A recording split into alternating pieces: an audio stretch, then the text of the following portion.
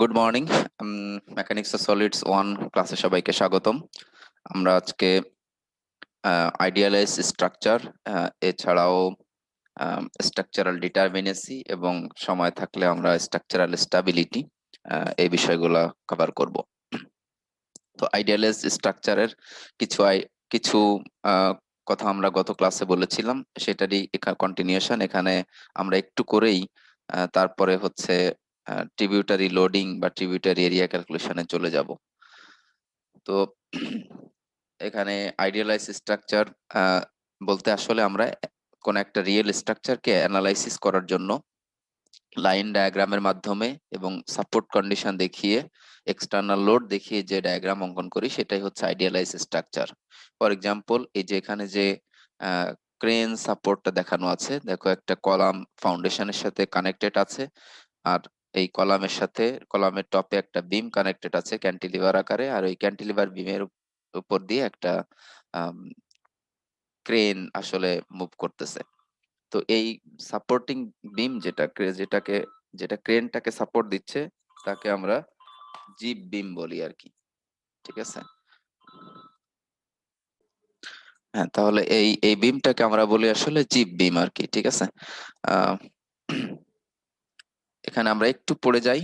দেখো, having stated the various ways in which the connections on a structure can be idealized, we are now ready to discuss some of the techniques and used to represent various structural systems by idealized models. তো এখানে আমি তাহলে এই যে বিম column connection সেটা আসলে কিভাবে detail করব তার উপরে ডিপেন্ড করে আমি কি এটা ফিক্সড কানেকশন ধরবো। আসলে এখানে হিঞ্জ করলে তো এটা আনস্টেবল হয়ে যাবে, আমরা স্টেবিলিটিও শিখবো আজকে, দেখবা। তো এটা হিঞ্জ করার আসলে সুযোগ নাই। তো এখানে অবশ্যই এই কানেকশনটা ফিক্সড হতে হবে, না হলে এটা ক্লপস করে যাবে। যদি এটা হিঞ্জ কানেকশন হয়, রোটেশন যদি অ্যালাউ করো, এখানে এখানে কোনো ধরনের ফোর্স দিল অথবা এটা সেলফ ওয়েটের কারণে এটা আসলে রোটেট করে এটা ফেল করে যাবে, আনস্টেবল হয়ে যাবে। অনুরূপ ভাবে তুমি যদি এই কানেকশনটাই যে কলাম টু ফাউন্ডেশন কানেকশন সেটাও যদি হিঞ্জ করো ফর এক্সাম্পল, তাহলে এটা কিন্তু আনস্টেবল হয়ে যাবে। তো এটা অবশ্যই দেখো, এখানে যে এরকম কানেকশন দিয়ে দেখানো মানে এটা হচ্ছে ফিক্সড কানেকশন। আবার যে বিম কলাম কানেকশন যেটা দেখানো আছে এখানে, এটাও কিন্তু ফিক্সড কানেকশন। তো আমরা রিয়েলিটিতে আসলে যেভাবে ডিটেইল করব বা কনস্ট্রাকশন করব, স্ট্রাকচারাল ডিজাইনারকে আসলে সেটা মাথায় রেখেই কিন্তু অ্যানালাইসিসেও সেভাবে স্ট্রাকচার আইডিয়ালাইজ করতে হবে।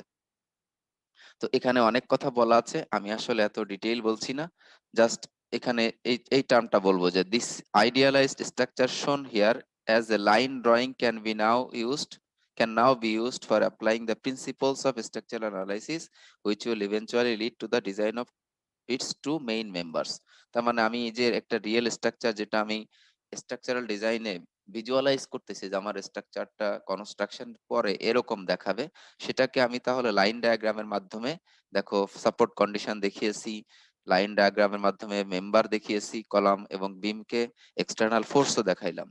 এখন এটাকে যে স্ট্রাকচারাল অ্যানালাইসিসের যে প্রিন্সিপল গুলো আছে সেগুলো অ্যাপ্লাই করে এটা অ্যানালাইসিস করব, এবং আলটিমেটলি এই অ্যানালাইসিসের রেজাল্ট দিয়েই কিন্তু আমি ডিজাইন করব, এবং কনস্ট্রাকশনের সময়ও আমাকে এই অ্যানালাইসিস রেজাল্টের ভিত্তিতে যে ডিজাইন করলাম সেইটা মাথায় রেখেই ডিটেইলিং ড্রয়িং এর মাধ্যমে আমাকে ডিজাইন করতে হবে, কনস্ট্রাকশন করতে হবে।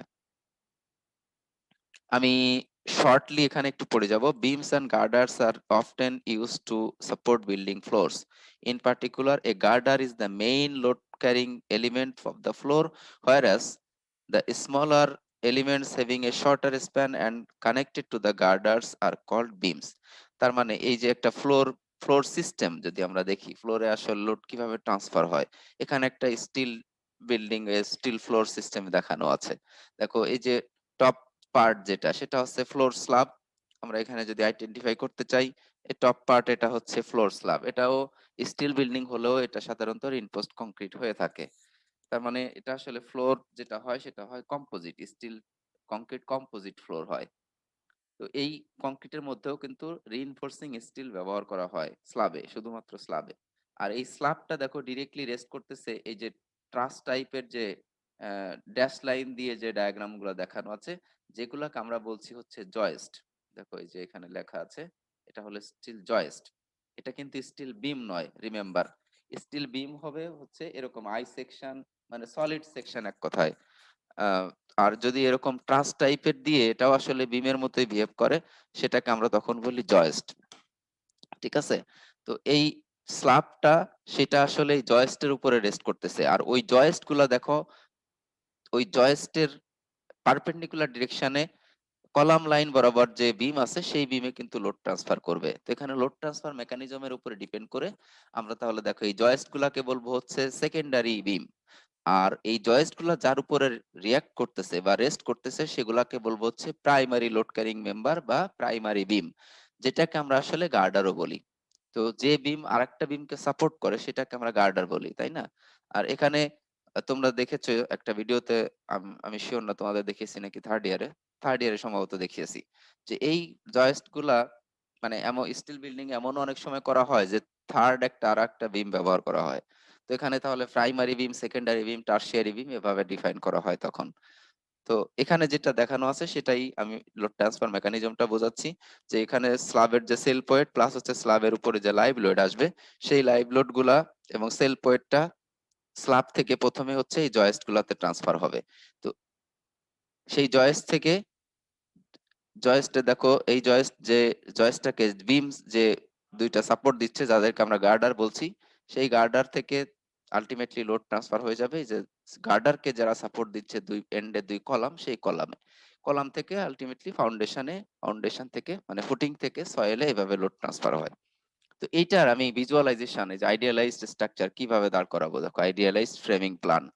তো দেখো স্টিল কলাম গুলাকে, যেগুলো আসলে আই কলাম হয়, এজন্য আই ফ্রেমই দেখানো আছে। এবং খেয়াল করে দেখো যে এখানে ধরে নেওয়া হচ্ছে যে এই কলামের সাথে এই বিমের কানেকশনটা আসলে জাস্ট হিঞ্জ টাইপের। তাহলে দেখো কিভাবে আমরা দেখিয়েছি, এটা কন্টিনিউয়াস করিনি, মানে কলামের সাথে এই যে গার্ডার কানেকশন যেটা, সেটা কিন্তু মানে মাঝখানে একটা গ্যাপ আছে। তো এই গ্যাপ যদি থাকে তাহলে এটাকে হিঞ্জ কানেকশন ধরা হয় আর কি, বা রোলার।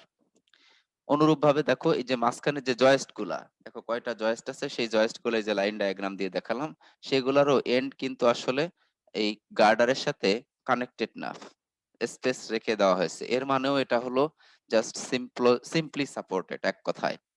ঠিক আছে? কিন্তু রিয়েল স্ট্রাকচারে আমরা এটাকে ফিক্সও করে দিতে পারি। তখন কিভাবে দেখাবো? তখন এই যে এইভাবে দেখাতে হবে, আসলে কন্টিনিউয়াস কানেকশন দিয়ে দেখাতে হবে।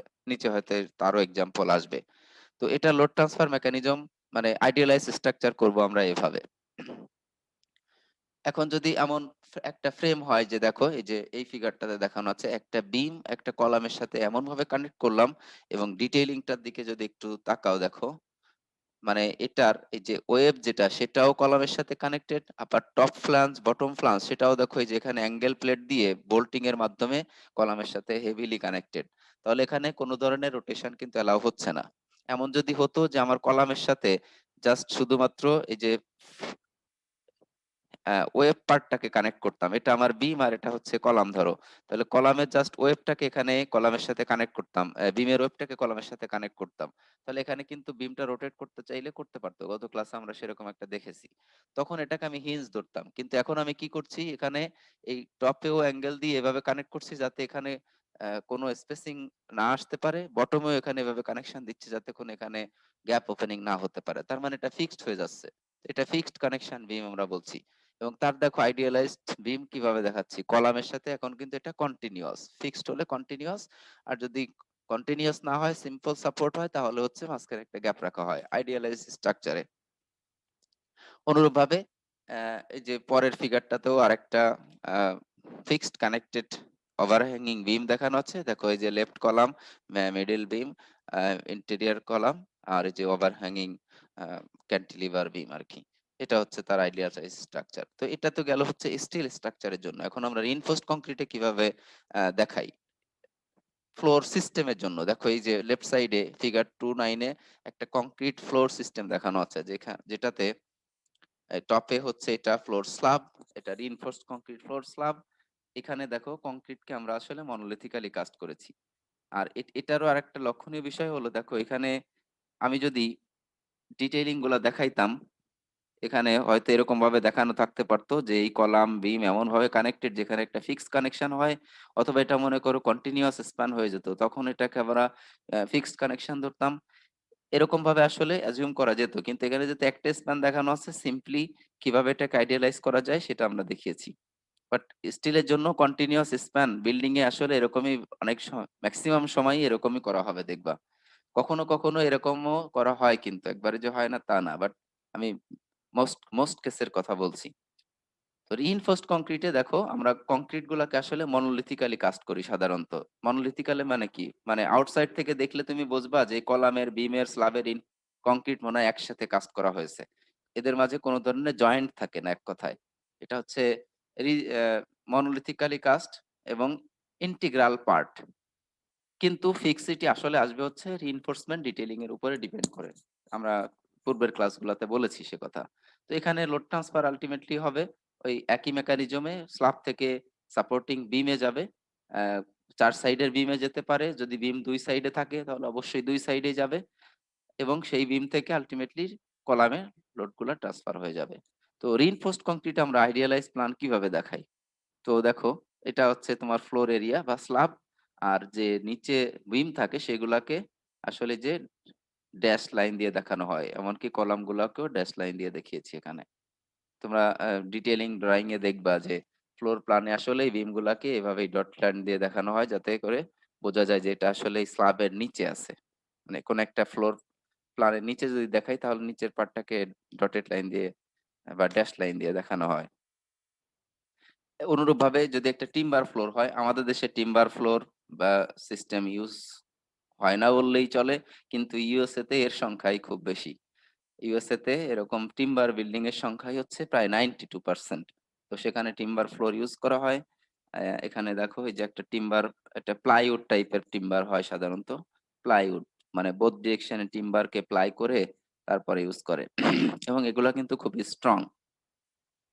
তো এই ফ্লোর স্ল্যাবটা বা ফ্লোর যে এলিমেন্টটা, সেটাকে দেখো এই যে কিছু বিম দিয়ে আসলে সাপোর্ট করা হয়, যেগুলাকে আসলে টিম্বার জয়েস্ট বলি আমরা এখানেও। উপরেরটাই বলেছি যেটা হলো স্টিল জয়েস্ট, আর এটাকে বলা হচ্ছে টিম্বার জয়েস্ট। এই টিম্বার গুলা ডিরেক্টলি দেখো এই যে মেশনরি ওয়াল, ব্রিক ওয়ালের টাইপের, আমাদের মতো ব্রিক ওরা ইউজ করে না, ওরা আসলে যে কংক্রিট ব্লক ইউজ করে, যেটাকে ওরা মেশনরি ওয়াল বলে, ঠিক আছে। এটা রিইনফোর্সড হতে পারে, এই মেশনরি ওয়ালটা রিইনফোর্সড হতে পারে, এর মধ্যে দিয়ে ভার্টিক্যাল রিইনফোর্সমেন্ট দেয় ল্যাটারাল লোড রেজিস্ট্যান্সের জন্য। বাট এই ওয়ালটা আবার টিম্বার ওয়ালও হতে পারে, শিয়ার ওয়াল কিন্তু টিম্বারেরও হয়, এবং উইন্ড আর্থকুইক রেজিস্ট্যান্সের জন্য ওরা ওই আপ টু 6 স্টোরি পর্যন্ত এই টিম্বার শিয়ার ওয়ালও ইউজ করে, ঠিক আছে। তো যাই হোক, এক কথাই হলো আলটিমেটলি লোডটা কিভাবে ট্রান্সফার হচ্ছে এখানে, জাস্ট এই স্ল্যাবের উপরে যে লাইভ লোড আছে, স্ল্যাবের যে ডেড লোড আছে ফর এক্সাম্পল, সেটা প্রথমে হচ্ছে এই ডিরেক্টলি এই ফ্লোর জয়েস্টের উপরে ট্রান্সফার হচ্ছে। সেই জয়েস্ট থেকে দেখো দুই এন্ডের যে ওয়াল আছে, সেই দুই এন্ডের ওয়ালে ট্রান্সফার হচ্ছে। তো এখানে আমরা কিভাবে দেখাচ্ছি, এই যে দুই পাশের ওয়াল যেটা মোটামুটি ফ্লোর প্ল্যান হচ্ছে এরকম, এবং এই টিম্বার জয়েস্ট গুলো জাস্ট যেহেতু গিয়ে রেস্ট করতেছে, এই জন্য এখানে আসলে কোনো কানেকশন দেখানো নাই। সো আইডিয়ালাইজ প্ল্যান অনেকটা এই যে এরকম হয়ে গেল। এখন এই আইডিয়ালাইজ প্ল্যান পেয়ে গেলাম, এরপর আমি লোড ক্যালকুলেশনটা কিভাবে করব। তো আমি গত ক্লাসে তোমাদের কলামের ওই যে লাইভ লোড রিডাকশনের করতে গিয়ে কলামের ট্রিবিউটারি এরিয়া দেখিয়েছি। আজকে দেখবো হচ্ছে বিমের ট্রিবিউটারি এরিয়া, ঠিক আছে। একটা বিমের ট্রিবিউটারি এরিয়া কতটুকু, এবং তার উপরে ডিপেন্ড করে তার একটা বিমের উপরে ট্রিবিউটারি লোডিং কতটুকু আসবে ফ্লোর সিস্টেমের। এখানে যদি আমি একটা ডিস্ট্রিবিউটেড লোড আমি অ্যাপ্লাই করি, তাহলে কোন বিমের উপরে কতটুকু লোড যাবে আসলে সেটাই আমার বের করার উদ্দেশ্য।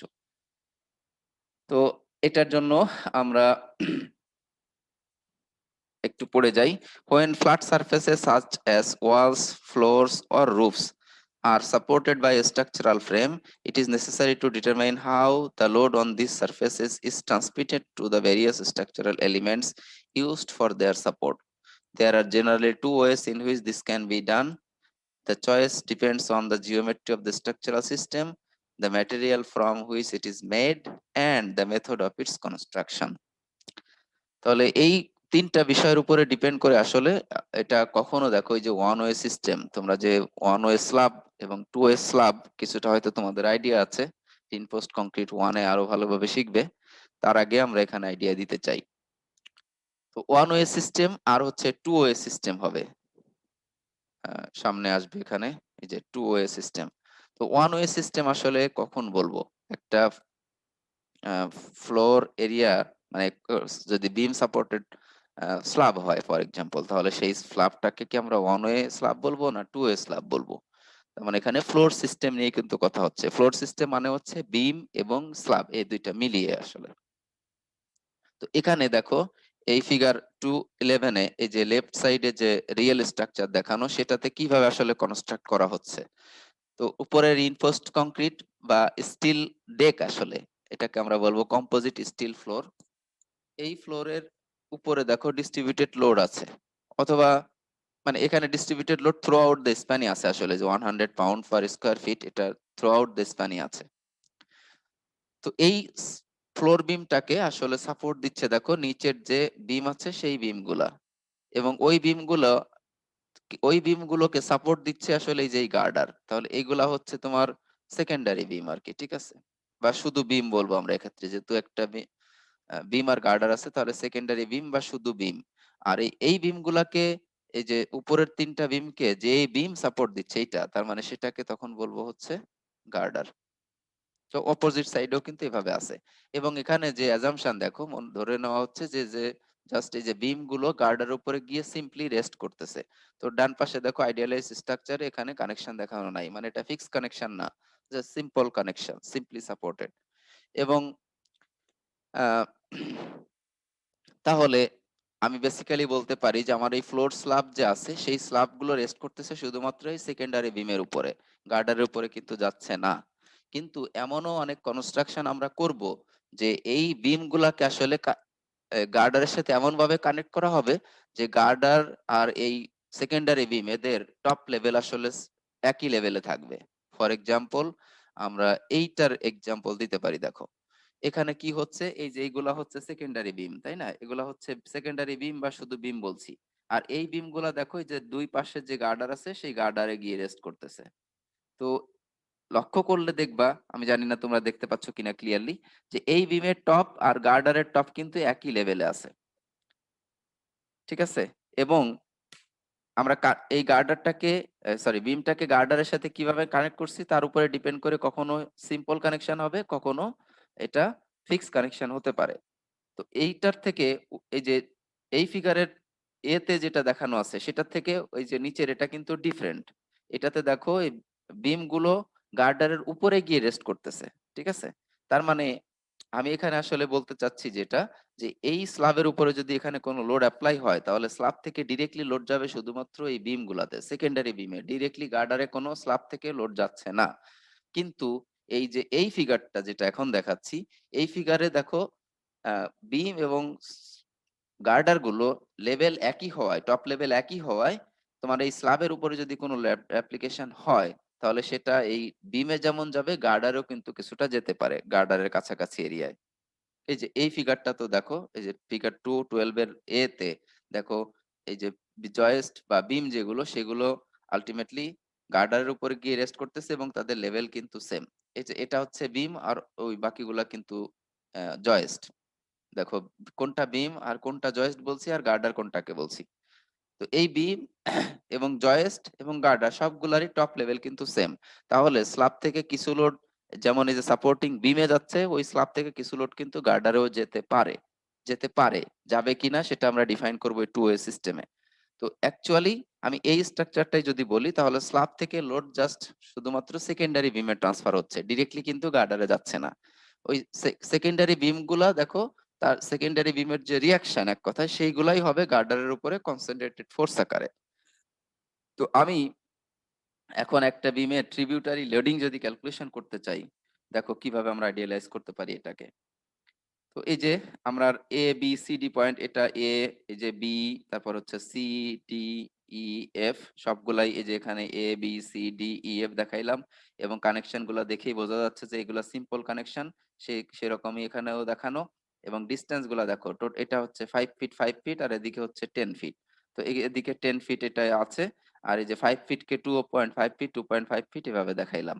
তো আমি তাহলে ফর এক্সাম্পল যদি মিড প্যানেলের মিডিল মিডিল যে বিম সিডি, এটা ট্রিবিউটারি লোডিং, যে এই বিমটার উপরে স্ল্যাব থেকে কতটুকু লোড আসছে তার জন্য এই বিমের ট্রিবিউটারি এরিয়া ক্যালকুলেট করব। কলামে যেমন ট্রিবিউটারি এরিয়া ক্যালকুলেট করে তার ইউনিফর্ম সেই এরিয়াকে ইউনিফর্মলি ডিস্ট্রিবিউটেড লোড দ্বারা গুণ করলে আমি কলামের লোড পেয়ে গেছি। এখানেও একইভাবে আমরা বিমের যে ট্রিবিউটারি এরিয়া সেটা যদি ক্যালকুলেট করতে পারি, তাহলে এর উপর ইউনিফর্মলি ডিস্ট্রিবিউটেড লোড যতটুকু আছে সেটা দিয়ে গুণ করলে টোটাল লোড আমি পেয়ে যাব। তো ট্রিবিউটারি এরিয়াটাই ফিক্স করা হচ্ছে মেইন কাজ। তো কিভাবে করব? কলামের মতো একই। জাস্ট আমার এই সিডি বিমের উপরের পাশে যে স্প্যান আছে তার ঠিক মাঝ বরাবর লাইন টানবো, ঠিক আছে? এখন এখানে কথা হলো, দেখো মাঝ বরাবর টানবো নাকি 45 ডিগ্রি অ্যাঙ্গেলে টানবো সেটাই হচ্ছে মুখ্য বিষয়। এখানে তাহলে লোড ট্রান্সফার আসলে কি হচ্ছে, যে এই স্ল্যাবের উপরে যে লোড এপ্লাই করলাম ইউনিফর্মলি ডিস্ট্রিবিউটেড লোড, সেটা মাত্র এর দুই ডিরেকশনের যে বিম আছে, দুই সাইডে যে বিম আছে সেই বিম দুইটাতে ট্রান্সফার হচ্ছে। তার মানে আমি যদি এটাকে এক্স ডিরেকশন বলি, তাহলে শুধুমাত্র এক্স ডিরেকশনে ট্রান্সফার হচ্ছে। ওয়াই ডিরেকশনে কিন্তু স্ল্যাব থেকে বিমের উপরে কোনো লোড ট্রান্সফার হচ্ছে না, এটা হচ্ছে না। তাহলে এখানে লোড ট্রান্সফার হচ্ছে কিন্তু ওয়ান ডিরেকশনে, ঠিক আছে? তার মানে আমি সহজেই বলতে পারি যে আমার যদি কোনো একটা স্ল্যাবের শুধুমাত্র দুই সাইডে বিম থাকে, তাহলে লোড ওয়ান ডিরেকশনে ট্রান্সফার হয়, যে জন্য এটাকে আমরা ওয়ান ওয়ে সিস্টেম বলি, ওয়ান ওয়ে স্ল্যাব বা ফ্লোর সিস্টেম, ঠিক আছে? যদি শুধুমাত্র দুই সাইডে বিম থাকে। তো এখানে যখন ওয়ান ওয়ে সিস্টেম আমি শিওর হয়ে গেলাম, দেখো মানে ওয়ান ওয়ে সিস্টেমের আরো ডেফিনিশন আসবে সামনে। প্রথমে একটা ডেফিনিশন হলো যদি শুধুমাত্র দুই সাইডে বিম থাকে, এই যে যে এক্সাম্পলটা দেখালাম, তাহলে এটা অবশ্যই ওয়ান ওয়ে স্ল্যাব, কারণ লোড ট্রান্সফার হচ্ছে ওয়ান ওয়ে ডিরেকশনে। এমনও স্ল্যাব যদি হয় ব্যালকনিতে বা পোর্সে, তোমরা দেখবে অনেক সময় যে স্ল্যাবের কিছু পার্ট বিম থেকে আসলে ওভারহ্যাং হয়ে থাকে। তাহলে এখানেও তুমি যে লোডগুলো এপ্লাই করবে সেই লোড কিন্তু শুধুমাত্রই সাপোর্টিং যে বিম বা কলাম আছে সেটাতে ট্রান্সফার হবে। সেটাও আসলে one way direction, one way slab আমরা এভাবে বলবো। কিন্তু সেটা ক্যান্টিলিভার, তার আবার ডিজাইন ডিফারেন্ট। তাহলে যদি শুধুমাত্র দুই সাইডে আসলে সাপোর্ট থাকে, তাহলে সেটা অবশ্যই ওয়ান ওয়ে স্ল্যাব, ঠিক আছে? এবং ওই সাপোর্ট ডিরেকশনে শুধুমাত্র লোড ট্রান্সফার হবে। তখন আমি এটা ট্রিবিউটারি এরিয়া কিভাবে ক্যালকুলেট করব? তো সেটার ট্রিবিউটারি এরিয়া ক্যালকুলেশনের জন্য জাস্ট এটার আপার সাইডের স্প্যানের ঠিক মাঝ বরাবর লাইন টানবো, যে জন্য এই যে 5 ফিট কে 2.5 ফিট 2.5 ফিট করে দেখিয়েছে। কালার কোডিংটা একটু দেখো, কালার গুলা ডিফারেন্ট সিডি বিমের জন্য।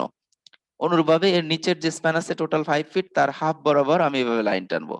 লাইন টানলে এই যে যে এনক্লোজড এরিয়া পেলাম আমি, সেই এনক্লোজড এরিয়ার লোডটাই হবে এই বিমের ট্রিবিউটারি এরিয়া। তাহলে এই যে হ্যাশড যে পোর্শন আমি দেখালাম রেড কালারে, এটাই হচ্ছে সিডি বিমের ট্রিবিউটারি এরিয়া। এখন এবি বিমের ট্রিবিউটারি এরিয়া ততটুকু হলো কতটুকু? আমরা যদি এবি বিমের ট্রিবিউটারি এরিয়া বলতে চাই, জাস্ট তুমি দেখো এবি বিমের দুই সাইডে যদি বিম স্প্যান থাকে আসলে তার হাফ হাফ নিতে হবে। তো এটার তো এক সাইড আছে, অপর সাইডে নাই, তাহলে এই এরিয়াটুকু লোড যাবে এবি বিমের উপরে, তাই না? অনুরূপ ভাবে ইএফ বিমের জন্য ঠিক একইভাবে এই নিচের পার্টে লোডটা যাবে, যেই লোডটা যাবে। তো তাহলে আমি এখন সিডি বিমের উপরে সিডি বিমটাকে যদি সিম্পলিফাই করে আমি অ্যানালাইজ করতে চাই, তাহলে কিভাবে করব? দেখো এখানে এই যে সিডি বিমটাকে আমরা আইডিয়ালাইজ করে দেখাতে চাচ্ছি। আইডিয়ালাইজড বিম, এটা হচ্ছে সি এন্ড ডি। তো এটা আসলে দেখো কানেকশন যেভাবে এখানে দেখানো আছে তার উপরে ডিপেন্ড করে আমরা বুঝতেই পারছি যে এটা হবে সিম্পল কানেকশন। তার মানে হিঞ্জ বা রোলার। তো স্ট্রাকচারাল স্টেবিলিটির জন্য বা ইকুইলিব্রিয়ামের জন্য আমরা একটাকে দেখাবো আসলে হিঞ্জ, আর একটাকে দেখাবো রোলার করে, যাতে করে ইকুইলিব্রিয়ামের ফর্মুলা অ্যাপ্লাই করে এটার সাপোর্ট, রিঅ্যাকশন, শিয়ার force, axial force, bending moment সবই নির্ণয় করতে পারি। তো তাহলে দেখো সিডি বিমের উপরে কতটুকু লোড আলটিমেটলি ট্রান্সফার হচ্ছে সিডি বিমের উপরে। তো আমি এটার ইউনিফর্মলি ডিস্ট্রিবিউটেড লোড ডব্লিউ জানি, যেটা আসলে পাউন্ড পার স্কোয়ার ফিটে, যে 100 পাউন্ড পার স্কোয়ার ফিট। তাহলে এটা এরিয়াতে আছে। তো এই এরিয়াটাকে আমি যদি এই বিমের যে ট্রিবিউটারি উইথ সেটা দিয়ে গুণ করে দেই, তাহলে এই বিমের উপরে পাউন্ড পার ফিটে যে uniformly distributed load pound per unit foot লেন্থে, তার মানে এই বিমের প্রতি 1 ফুট লেন্থে কতটুকু লোড আসছে সেটা পেয়ে যাব। তার মানে দেখো এই যে 100 টাইমস হচ্ছে এই টুকুর ওয়েট কত 5 ফিট, সেটা দিয়ে যদি গুণ করে দেই, তাহলে এর বিমের প্রতি ফিট লেন্থে distributed load 500 pound per feet সেটা পেয়ে যাচ্ছি। তোমরা এগুলো জানো, বাট এই যে আইডিয়ালাইজ যে করব কিভাবে সেটা আমরা শেখাচ্ছি এখানে। তো তাহলে এখন আমি দেখো আমার সাপোর্ট কন্ডিশনকে আমি আইডিয়ালাইজ করে ফেলেছি, লোডও ক্যালকুলেশন করে ফেললাম, লাইন ডায়াগ্রামের মাধ্যমে বিমটাকে দেখালাম। এখন এটার সাপোর্ট রিঅ্যাকশন আমি ইকুইলিব্রিয়ামের ইকুয়েশন ইউজ করে করতে পারবো। তোমরা দেখতে পাচ্ছ যে uniformly distributed load 10 feet span, তাহলে 5 টাইমস 10 এর হাফ যাবে এখানে আর হাফ যাবে এই রিঅ্যাকশনে। তাহলে এটাই হচ্ছে তোমার সি প্রান্তের রিঅ্যাকশন, ডি প্রান্তের রিঅ্যাকশন। এখন আমি যদি গার্ডারটাকে দেখাতে চাই, দেখো তো এটা হচ্ছে সিডি এর জন্য। তাহলে এবি বিমের জন্য কি হবে? এবি বিমের জন্য যদি দেখাতে চাই, এখানেই এবি, আমি লেফট সাইডে দেখাই, এবি বিমের জন্য কি হবে? এবি অথবা ইএফ, এ অথবা ই, আর বি অথবা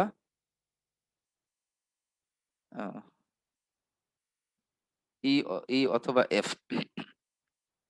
তো এখানে ইউনিফর্মলি ডিস্ট্রিবিউটেড লোড কতটুকু আসবে আসলে? জাস্ট এর হাফ। দেখো এখানে উইডথ দিয়ে গুণ করতে হবে 2.5, তার মানে 500 না হয়ে এখানে হবে 200 পাউন্ড, 50 পাউন্ড পার ফিট আর কি।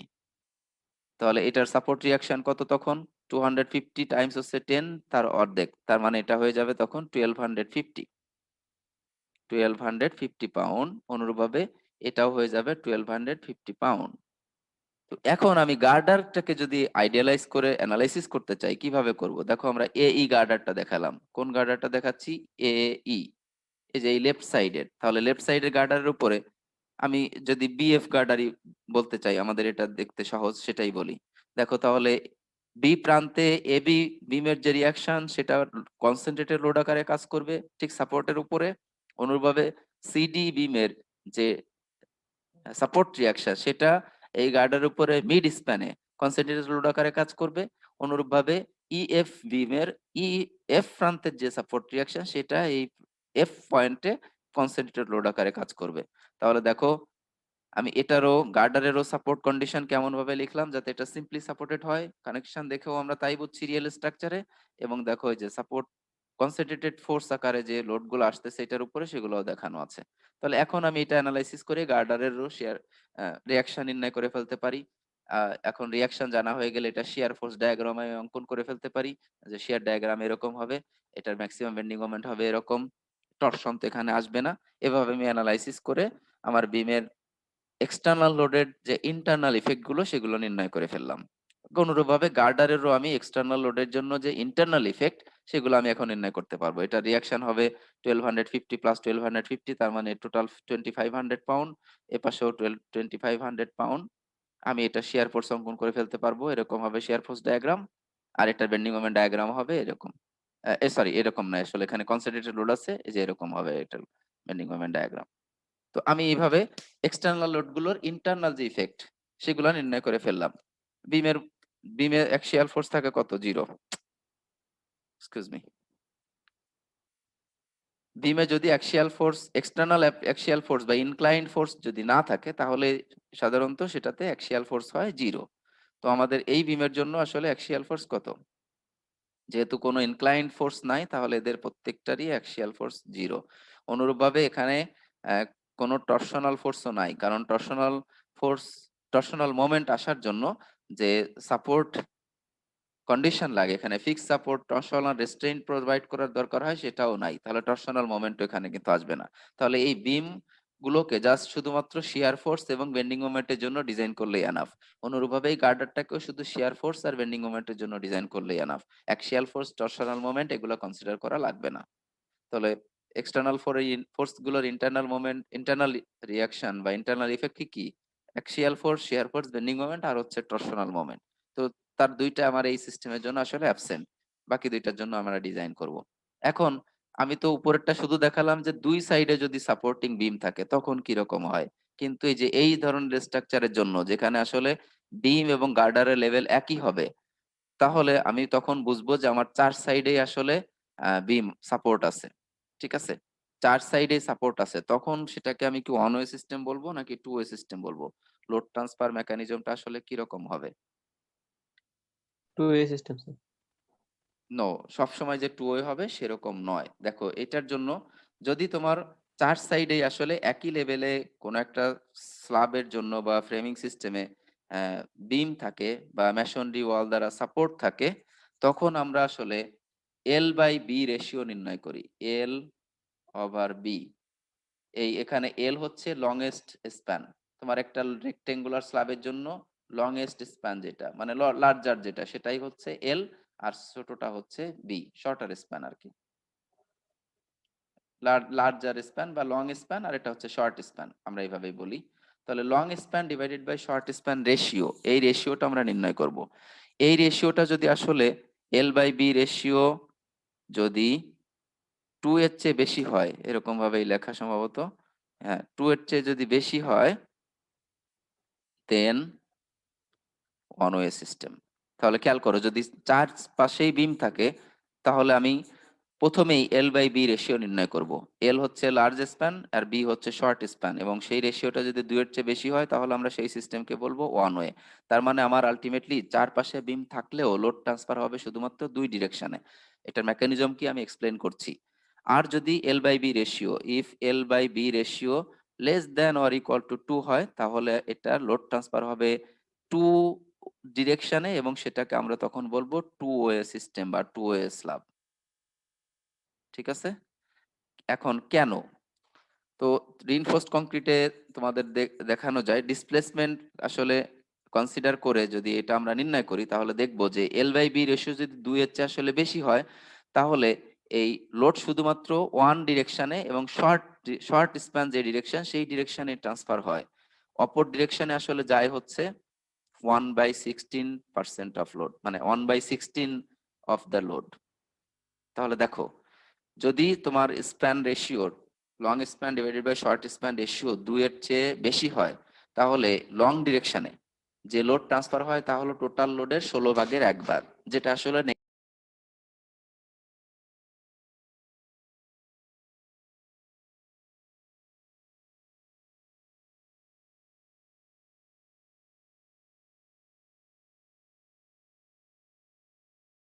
হ্যাঁ, তো তাহলে এল বাই বি রেশিও যদি এই যে 2 এর চেয়ে বেশি হয় তখন আসলে 16/1 লোড এই যে লং ডিরেকশনে ট্রান্সফার হয়। ফর এক্সাম্পল এই যে ফিগার 212 এতে যেটা দেখানো আছে, দেখো এখানে জয়েস্ট, বিম আর হচ্ছে গার্ডার সবই এক লেভেলে আছে এবং ফ্লোর লেভেলে টপ।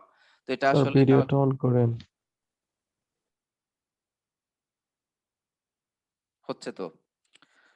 তাহলে এটার আসলে 4 সাইডে সাপোর্ট আছে, তাই না? তো 4 সাইডে যখনই সাপোর্ট থাকবে তখনই আমরা এটাকে ওয়ান ওয়ে সিস্টেম না টু ওয়ে সিস্টেম সেটা জানার জন্য এল বাই বি রেশিও নির্ণয় করে নিব। এল বাই বি রেশিও যদি 2 এর চেয়ে বেশি হয় তাহলে বলবো ওয়ান ওয়ে। কেন? এই এই এরকম যদি হয়ে যায়, এল বাই বি রেশিও যদি 2 এর চেয়ে বেশি হয় তখন হচ্ছে এই স্ল্যাবের উপরে যে লোড অ্যাপ্লাই করব আমি, ফর এক্সাম্পল এই যে সিডি ইএফ প্যানেলের উপরে যদি কোনো লোড অ্যাপ্লাই করি, এই লোডটা আলটিমেটলি শুধুমাত্র এই শর্ট ডিরেকশনে যাবে হচ্ছে 15/16 ভাগ আর কি। 16/15 যাবে এই শর্ট ডিরেকশনে, তার মানে শর্ট ডিরেকশনের যে বিম আছে সেই বিমের উপরে। আর এই লং ডিরেকশনের বিমে আসবে অনলি মাত্র 1/16%, 1/16 মানে 16/1 লোড। তো এটা আসলে দেখো 16/15 তুলনায় 1 ভাগ হচ্ছে খুবই কম, নেগলিজিবল। এই জন্য আমরা সেটাকে বলি যে ওই শর্ট লং ডিরেকশনে কোনো লোড ট্রান্সফার হচ্ছে না। তাহলে এই জন্যই আমরা যদি এল বাই বি রেশিও 2 এর চেয়ে বেশি হয় তখন সেটাকে ওয়ান ওয়ে স্ল্যাব বলি, তার মানে লোড আলটিমেটলি ওয়ান ডিরেকশনে ট্রান্সফার হচ্ছে আমরা ধরে নেই। আর যদি এল বাই বি রেশিও 2 এর চেয়ে কম হয় সেক্ষেত্রে আমরা অবশ্যই লোড শর্ট ডিরেকশনে যেমন ট্রান্সফার হবে লং ডিরেকশনও লোড ট্রান্সফার হবে, সেইভাবে ধরেই কিন্তু এটা ডিজাইন করি। দেখবা স্ল্যাব ডিজাইনে আসবে এই যে এখানে একটা রিইনফোর্সড কংক্রিট দেখানো আছে, দেখো এটার দুইটা span ratio same 10 feet by 10 feet, তাহলে এখানে এল বাই বি রেশিও কত হবে? 1 হবে। তাহলে যেটা হচ্ছে 2 এর চেয়ে কম, তার মানে এখানে লোড কিন্তু বোথ ডিরেকশনে ট্রান্সফার হবে, শর্ট ডিরেকশনেও লং ডিরেকশনেও। তো এটা হবে তখন টু ওয়ে সিস্টেম। তো আমরা এখানে জাস্ট একটা এক্সাম্পল দেখাইলাম, এবং এই ডিরেকশনে যখনই ওয়ান ওয়ে হয়ে গেল তাহলে সিডি বিমের ট্রিবিউটারি এরিয়া কতটুকু? যদি ওয়ান ওয়ে হয়ে যায় তাহলে দেখো ট্রিবিউটারি এরিয়া বা ট্রিবিউটারি লোডিং ক্যালকুলেশনের প্রিন্সিপাল হলো যে এটার উপরের স্প্যানকে যে হাফ ভাগ করে ফেলবো, অনুরূপভাবে নিচের স্প্যানকে হাফ ভাগ করে ফেলবো। তাহলে এই এই ওয়েটটাই হবে তার হচ্ছে ট্রিবিউটারি এরিয়া। রিমেম্বার এটা কিন্তু ওয়ান ওয়ে স্ল্যাবের জন্য। আর অনুরূপভাবে এ বি এর জন্য হবে তাহলে এর উপরের এরিয়া সেটাই হবে তার ট্রিবিউটারি এরিয়া, নিচেরটার জন্য এই যতটুকু হবে তার ট্রিবিউটারি এরিয়া। আমি আবারও বলছি এটা শুধুমাত্র ওয়ান ওয়ে স্ল্যাবের জন্য, যখন আমি শিওর হয়ে গেলাম যে এটা ওয়ান ওয়ে হচ্ছে। কিন্তু টু ওয়ে হলে এই যে এইভাবে কিন্তু ট্রিবিউটারি এরিয়া নির্ণয় করা যাবে না। এক্সাম্পল, এই যে এখানে রিইনফোর্সড কংক্রিটের একটা ফ্লোর সিস্টেম দেখানো আছে, তার এই যে আইডিয়ালাইজড ফ্রেমিং প্ল্যান দেখানো আছে, আবার ডান পাশে দেখো এখানে আইডিয়ালাইজড বিমও দেখানো আছে, বিম এবি দেখাচ্ছি আমরা। তো এই এবি বিমের ট্রিবিউটারি লোডিং কতটুকু আসবে সেটা ক্যালকুলেট করব। তো তা করার জন্য আমাকে প্রথমেই আসলে এটা কি ওয়ান ওয়ে স্ল্যাব নাকি টু ওয়ে স্ল্যাব সেটা নির্ণয় করতে হবে। তাহলে কি করব, এল বাই বি রেশিও নির্ণয় করে ফেলবো। এখানে 10 ফিট বাই 10 ফিট আছে, দেখো রেশিও হচ্ছে 1, হুইচ ইজ লেস দ্যান 2, তাহলে টু ওয়ে সিস্টেম। তো টু এ স্ল্যাব যদি হয়, তখন আমি কোন একটা বিমের ট্রিবিউটারি লোডিং কিভাবে ক্যালকুলেট করব। তাহলে সেটার জন্য দেখো, আমরা যখন টু এ হবে তার জন্য এই যে স্ল্যাব যেটা আছে, কোন একটা স্ল্যাবের কর্নার থেকে 45 ডিগ্রি অ্যাঙ্গেলে লাইন টানবো। দেখো এটা 45 ডিগ্রি অ্যাঙ্গেল। অনুরূপভাবে বি থেকে 45 ডিগ্রি অ্যাঙ্গেলে লাইন টানবো। অনুরূপভাবে সি থেকেও 45 ডিগ্রি অ্যাঙ্গেলে লাইন টানবো।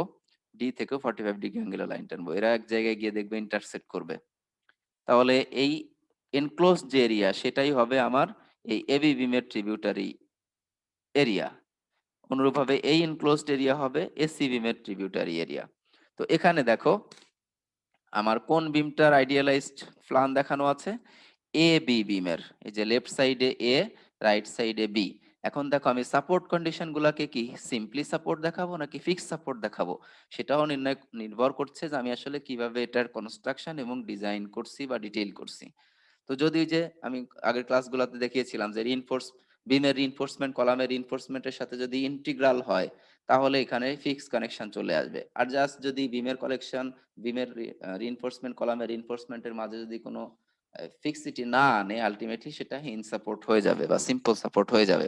তো এখানে দেখো ধরে নেওয়া হচ্ছে যে বিমের রিইনফোর্সমেন্ট কলামের রিইনফোর্সমেন্টের মধ্যে গিয়ে আহ, প্রবেশ করবে এবং এখানে ফিক্স কানেকশন আসবে, যে কারণে এ সাপোর্ট এবং বি সাপোর্টকে ফিক্স সাপোর্ট দেখানো। এখন এটার উপরে যে লোডিংটা আসবে সেই লোডিং আমি কিভাবে ক্যালকুলেট করব, আমি তো ট্রিবিউটারি এরিয়া পেয়ে গেছি। এখন এই যে ম্যাক্সিমাম পয়েন্টে যে দেখো এটা যে এরিয়াটা সেটা কিন্তু ট্রায়াঙ্গুলার এরিয়া, তাই না? তো আমরা এই ট্রায়াঙ্গুলার এরিয়ার জন্য শুধুমাত্র এই যে মিড পয়েন্টে গিয়ে তার লোড কত সেই ম্যাগনিটিউডটা দেখাবো। আমরা অ্যানালাইসিস করলে, আমার অ্যানালাইসিসের জন্য আসলে এই বিমের শেয়ার ফোর্স মানে support reaction, share force, axial force এগুলো নির্ণয় করার জন্য শুধুমাত্র আমার হচ্ছে এই মিড পয়েন্টের ম্যাক্সিমাম যে উইডথ আছে সেই পয়েন্টের ম্যাক্সিমাম যে ইউনিফর্মলি ডিস্ট্রিবিউটেড লোড সেটাই হলেই আমার এই ক্যালকুলেশন হয়ে যায়। কারণ দেখো এটা আসলে ট্রায়াঙ্গুলার যেহেতু লিনিয়ারলি ভ্যারি করবে আর কি। তো এই ম্যাক্সিমাম পয়েন্ট যেখানে সেখানে আসলে তাহলে এটার উইডথ কত, আসলে 5 ফিট। তো আমার ইউনিফর্মলি ডিস্ট্রিবিউটেড লোড হচ্ছে 100 পাউন্ড পার স্কোয়ার ফিট। তাকে যদি এই ম্যাক্সিমাম পয়েন্টের যে উইডথ সেটা দিয়ে গুণ করে দেই, তাহলে ওই পয়েন্টে পার ফিট লেন্থে কত লোড বা কত পাউন্ড ফোর্স কাজ করতেছে সেটা আমি পেয়ে গেলাম। তো এটা দিয়েই আমি কিন্তু এখন এটার সাপোর্ট রিঅ্যাকশন, শিয়ার force, axial force, bending moment এগুলো নির্ণয় করতে পারবো। তো এইভাবে আমি আইডিয়ালাইজড স্ট্রাকচার করে ফেললাম। তাহলে ওয়ান ওয়ে থেকে টু এর পার্থক্য কি, ওয়ান ওয়েতে আমরা 90 ডিগ্রি অ্যাঙ্গেল আসলে মিড স্প্যান থেকে বা মিড সাপোর্ট থেকে এরকম লাইন টানি, আর টু এ সিস্টেম হলে আসলে 45 ডিগ্রি অ্যাঙ্গেলে এভাবে তোমাকে লাইন টানতে হবে। তো এটা তো স্কোয়ার স্ল্যাবের জন্য দেখলাম। এমন যদি হয় যে একটা রেক্টেঙ্গুলার স্ল্যাব আসবে, এই যে লেফট সাপোর্টে এখানে দেখানো দেখানো আছে, মানে লেফট ফিগারে একটা স্প্যান, এটাও হচ্ছে ধরো রিইনফোর্সড কংক্রিট। এই যে ফ্লোর প্ল্যান যেভাবে দেখানো, এই যেখানে কলাম আছে চার সাইডে, আবার চার সাইডে দেখো ড্যাশ লাইন দিয়ে এখানে বিমও দেওয়া আছে। তো এটার অ্যানালাইসিস করতে গেলে আমি, আমার যদি যে কোনো একটা বিমের, ফর এক্সাম্পল এবি বিমের যদি আমি ট্রিবিউটারি লোডিং ক্যালকুলেট করতে চাই, যে এবি বিমের উপরে কতটুকু লোড আসছে, তার জন্য ট্রিবিউটারি এরিয়া ক্যালকুলেট করতে হলে প্রথমে আমাকে এল বাই বি রেশিও নির্ণয় করতে হবে। তো এখানে এল বাই বি রেশিও হচ্ছে 15 ফিট, অবশ্যই এল হচ্ছে বড় স্প্যান আর শর্ট স্প্যান হচ্ছে 10 ফিট, তাহলে এটা রেশিও হচ্ছে 1.5, যেটা হচ্ছে 2 এর চেয়ে কম। তাহলে এটা টু ওয়ে স্ল্যাব বা টু ওয়ে ফ্লোর সিস্টেম। তো টু ওয়ে হলে লোড বোথ ডিরেকশনে আসলে ট্রান্সফার হবে। এখন তাহলে এবি বিমের জন্য আমি যদি করতে চাই, আমার এবি বিমের উপরে ট্রিবিউটারি লোড কতটুকু আসবে, কি করব দেখো, এ পয়েন্ট থেকে 45 ডিগ্রি অ্যাঙ্গেলে লাইন টেনে নিলাম। অনুরূপভাবে বি পয়েন্টে 45 ডিগ্রি অ্যাঙ্গেলে লাইন টেনে নিলাম, দেখো অ্যাঙ্গেল গুলো দেখানো আছে। অনুরূপভাবে সি পয়েন্ট থেকেও টেনে নিব, ডি পয়েন্ট থেকেও 45 ডিগ্রি অ্যাঙ্গেলে লাইন টানবো। এরপরে এই যে মাঝখানে দেখো যে আনকানেক্টেড পার্ট থাকলো আর কি, সেটাকে এভাবে হরাইজন্টাল লাইন দ্বারা কানেক্ট করে দিব। তাহলেই আমি এই যে এবি বিমের প্রত্যেকটা বিমের এখন দেখো ট্রিবিউটারি লোড পেয়ে যাচ্ছি। তাই না? এটা হচ্ছে বিডি বিমের বা এসি বিমের একই হবে। অনুরূপভাবে এই এরিয়াটা হচ্ছে এবি বিমের অথবা সিডি বিমের। তো এখানে এবি এরটাই দেখানো আছে এবং এ সাপোর্ট দেখো ফিক্সড, বি সাপোর্টও ফিক্সড। এখন এবি এর উপরে তাহলে লোডিংটা কিভাবে দেখাবো? তো ম্যাক্সিমাম যে পয়েন্ট, এই যে দেখো এই পয়েন্ট আর এই পয়েন্টে লোড দেখালে আমার হয়ে যায় এবং অ্যানালিসিসের জন্য আমরা দেখবো যে আমাদের জাস্ট এই ম্যাক্সিমাম ম্যাগনিটিউড কত সেটা জানলেই যথেষ্ট। তো তার জন্য আমরা কিভাবে পেতে পারি? এটার ইউনিফর্মলি ডিস্ট্রিবিউটেড লোড আছে হচ্ছে 100 পাউন্ড পার স্কোয়ার ফিট, প্রতি স্কোয়ার ফিটের উপরে 100 পাউন্ড করে, তাহলে এটাকে 5 ফিট দ্বারা গুণ করলে 500 পাউন্ড পার ফিট পেয়ে গেলাম। ঠিক আছে, এবং এই ডিস্টেন্স গুলো কতটুকু দেখো, এই যে এই ডিস্টেন্সটা 45 ডিগ্রি অ্যাঙ্গেলে যদি আসে, এটা যদি 5 ফিট হয়, ডেফিনিটলি এই যে এই ডিস্টেন্সটাও দেখো 5 ফিট হতে হবে, এই যে নিচে দেখানো আছে। তাহলে এই অ্যাঙ্গেলে আসলে এটা যেহেতু 10 ফিটের ঠিক মাঝ বরাবর আসবে, তার মানে এটা 5 ফিট হলে 45 ডিগ্রি অ্যাঙ্গেল হলে এই ডিস্টেন্সটাও 5 ফিট হতে হবে এই পর্যন্ত। আর 15 ফিটের তাহলে মাঝখানে আর থাকে 5 ফিট। তো এইভাবে আমরা দেখো এই যে ডিরেকশন, সরি, এই কোথায় গিয়ে যে ইউনিফর্মলি ডিস্ট্রিবিউটেড লোড এভাবে লিনিয়ারলি ভ্যালি করে সাপোর্টে গিয়ে জিরো হবে সেটা এখানে যে বের করে ফেললাম। তো এভাবে আইডিয়ালাইজড বিম পেয়ে গেলাম আমি হচ্ছে এ বি এর। আমি এখন এটার অ্যানালাইসিস করে সাপোর্ট রিঅ্যাকশন শিয়ার ফোর্স অ্যাক্সিয়াল ফোর্স বের করে ফেলতে পারবো। আর যদি বিডি বা এসি বিম হয় তাহলে তার জন্য আমি আইডিয়ালাইজ স্ট্রাকচার কিভাবে করব, দেখো এখানেও বের করা হয়ে গেছে। তাহলে এসি বিমের জন্য ট্রিবিউটারি এরিয়া হচ্ছে এই যে এতটুকু, তার লোড যদি আমি ক্যালকুলেট করতে চাই ট্রিবিউটারি এরিয়া থেকে, এই যে এখানকার মিড স্প্যানের যে মাস ম্যাক্সিমাম যে উইডথ আর কি, সেই উইডথে পার ফিটে ইউনিফর্মলি ডিস্ট্রিবিউটেড লোড কতটুকু। তো আমরা এই যে এতটুকু জানি হচ্ছে 5 ফিট, তাহলে ওই 100 কে আবারও 5 ফিট দ্বারা গুণ করো, তাহলে দেখো যে মিডল পয়েন্টের যে ম্যাক্সিমাম ফোর্স সেটা আমরা পেয়ে গেলাম। সাপোর্ট গুলা দেখো রিয়াকশন কিভাবে আসবে সাপোর্ট কন্ডিশনের উপরে ডিপেন্ড করে। এখন এটা হচ্ছে স্ট্রাকচারালি ইনডিটারমিনেট স্ট্রাকচার, তুমি জাস্ট ইকুইলিব্রিয়ামের ফর্মুলা অ্যাপ্লাই করে এটা সাপোর্ট রিয়াকশন শিয়ার ফোর্স বেন্ডিং মোমেন্ট নির্ণয় করতে পারবে না। উপরের যেটা এইগুলো যদি হিঞ্জ সাপোর্ট বা সিম্পলি সাপোর্টেড হতো এক কথায়, তাহলে সেই ক্ষেত্রে আমরা এটা ইকুইলিব্রিয়াম ইকুয়েশন ইউজ করে নির্ণয় করতে পারতাম এর সাপোর্ট রিঅ্যাকশন শিয়ার ফোর্স বেন্ডিং মোমেন্ট।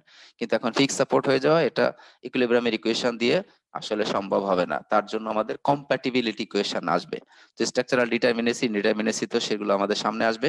তাহলে খেয়াল করে দেখো যে এটা স্কোয়ার স্ল্যাব ছিল, এই জন্য চতুর সাইডের বিমের জন্যই কিন্তু লোডিং ডায়াগ্রাম এরকম হতো।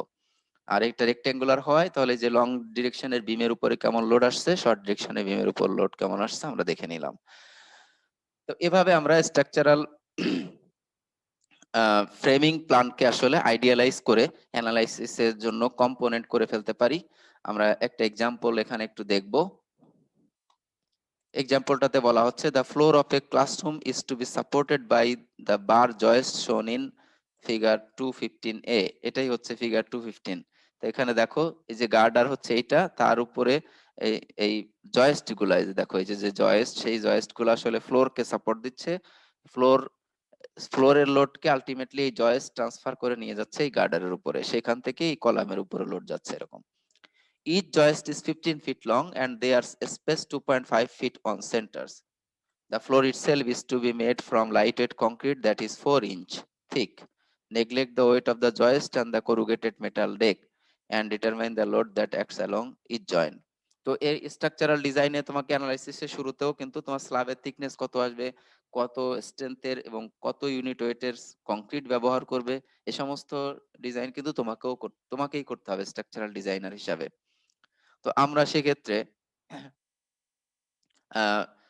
স্ট্রাকচারাল ডিজাইন যখন করতে যাব তখন এগুলাও আমাকেই ক্যালকুলেট করতে হবে। তো দেখো এখানে এক্সাম্পলটাতে সেটারও ডেমনস্ট্রেশন দেওয়া আছে। The dead load on the floor is due to weight of the concrete floor slab.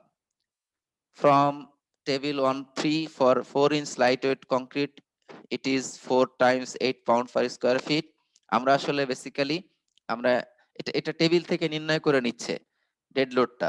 তুমি আসলে নির্ণয় নিজেই করে নিতে পারো যে 4, এখানে লাইট ওয়েট এগ্রিগেট সম্ভবত ব্যবহার করেছে। লাইট ওয়েট কংক্রিট দেখো, লাইট ওয়েট কংক্রিট, তো লাইট ওয়েট কংক্রিটের ইউনিট ওয়েট কত, আমি যদি পার স্কোয়ার ফিটের ভলিউম নির্ণয় করে তাকে ইউনিট ওয়েট দ্বারা গুণ করে দিই তাহলে তো আমি তার ডেড লোড পেয়ে যাব। তো সেভাবেও করতে পারো। আর এখানে যে টেবিল আসলে এই এই মানে চ্যাপ্টার 1-এ টেবিল তোমাদের দেখিয়ে আসছি, সেখানে এই পার স্কোয়ার ফিটে এই ধরনের স্ল্যাবের ইউনিটেড কত আসে, যে 8 পাউন্ড পার স্কোয়ার ফিট সেটা বলা আছে। তাহলে তার সাথে এই 4 হচ্ছে তার থিকনেস গুণ করলাম, প্রতি স্কোয়ার ফিটে স্ল্যাবের ডেড লোড পেয়ে গেলাম।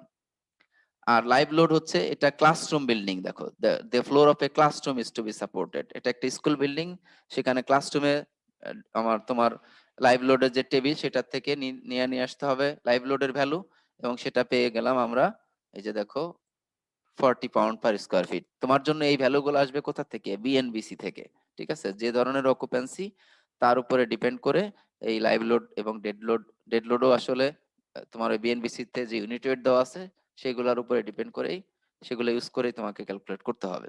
তো এভাবে আমরা ডেড লোড এবং লাইভ লোড পেয়ে গেলাম। Thus, the total floor load is 32 pound per square feet plus 40 pound per square feet, 72 pound per square feet.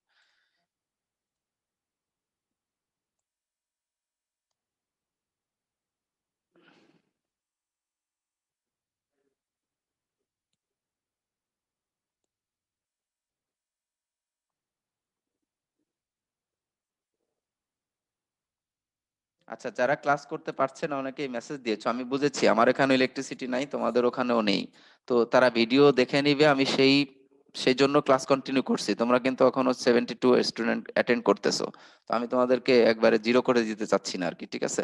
আমরা কন্টিনিউ করি, যেহেতু ভিডিও দিব, লেকচার ভিডিও থাকবে, ওরা দেখে নিবে। হ্যাঁ, তো আমরা এভাবে টোটাল ডেড লোড এবং লাইভ লোড ক্যালকুলেশন করে ফেললাম।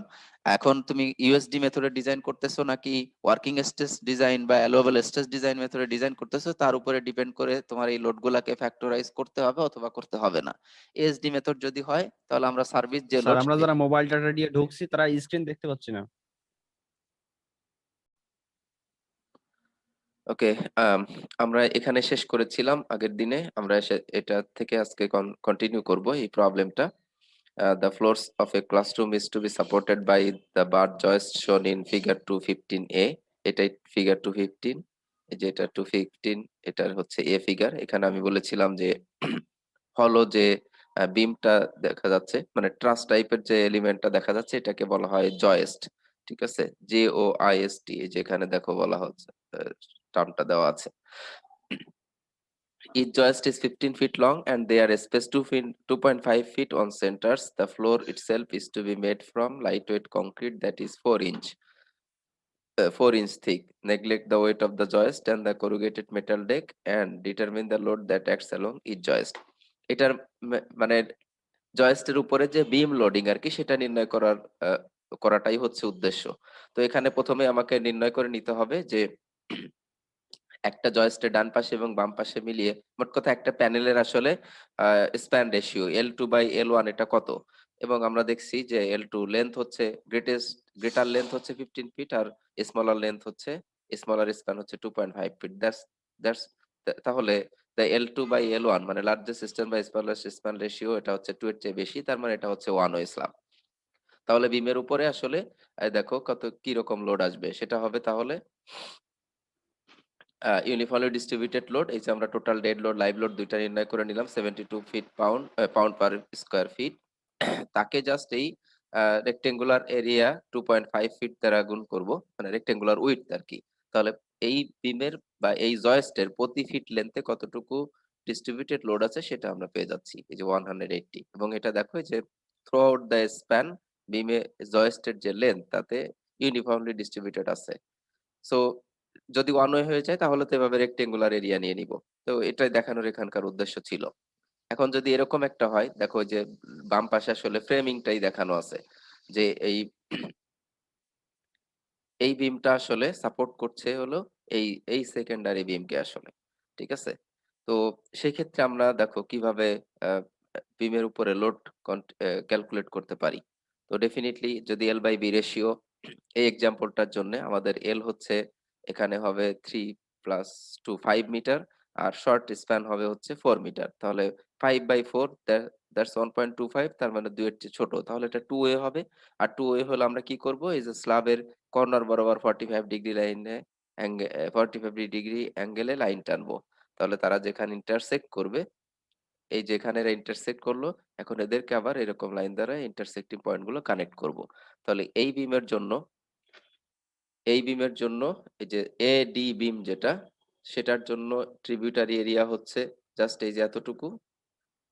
এ বি বিমের জন্য ট্রিবিউটারি এরিয়া হচ্ছে এই যে এতটুকু।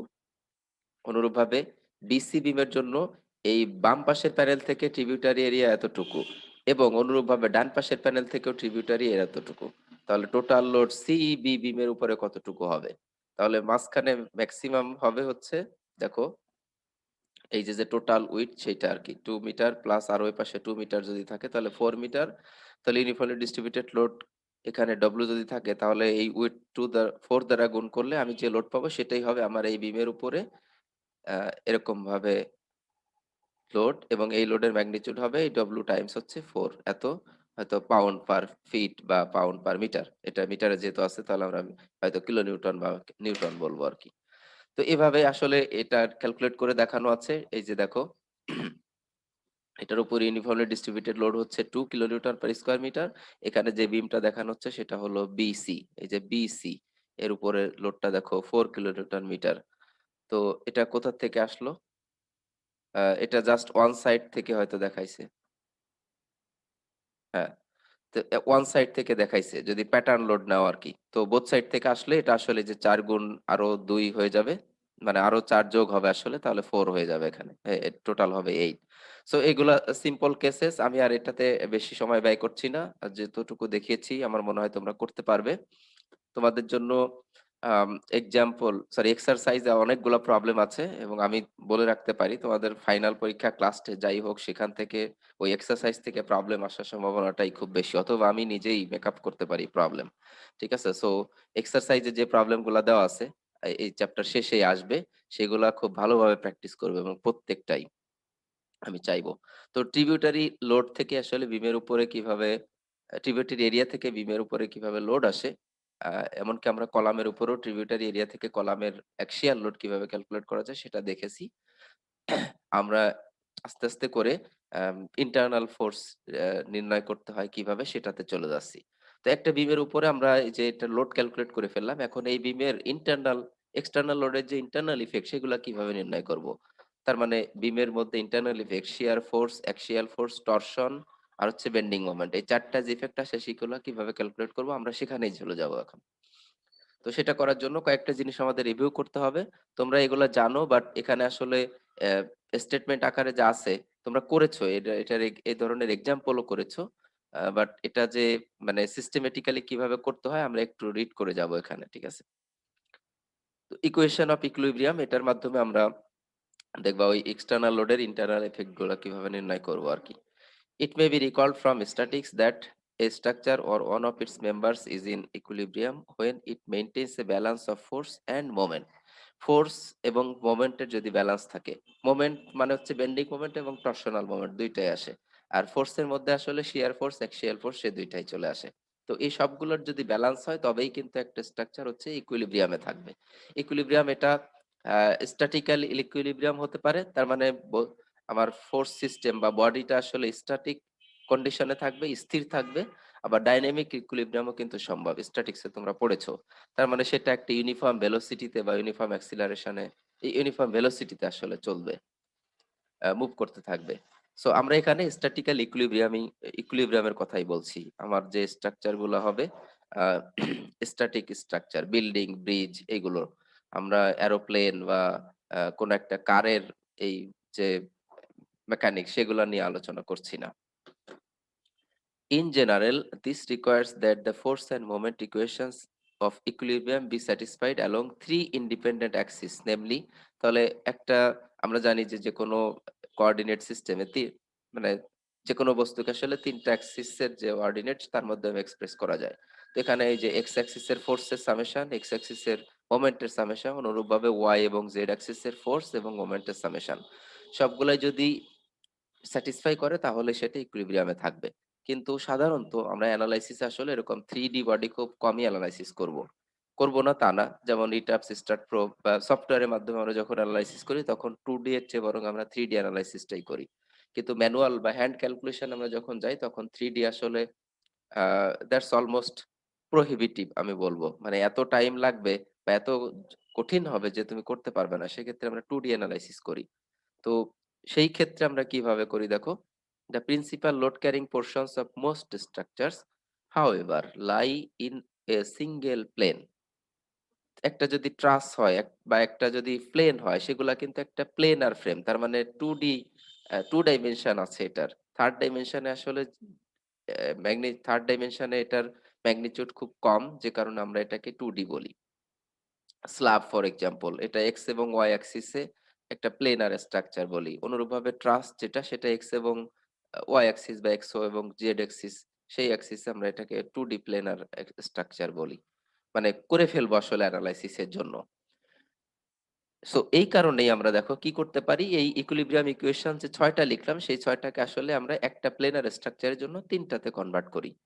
And since the loads are also coplanar মানে একটা প্লেনে থাকছে, স্ট্রাকচারাল মেম্বার এবং লোড সেগুলো যদি একটা প্লেনেই থাকে, তাহলে above requirements for equilibrium reduce to, এই যে উপরে 6টা ইকুয়েশন ছিল সেটাকে জাস্ট 3টা লিখে আমরা সমাধান করতে পারি। তো এগুলো তোমরা জানো, একটু রিভিউ করা, মানে আমরা যে সিস্টেমেটিক্যালি যেভাবে করছি সেটা যে ঠিক আছে এবং আসলে প্রসিডিউরটা কি সেটা একটু এখানে দেখে যেতে চাই। আমরা আস্তে আস্তে এক্সাম্পলের দিকেও যাব।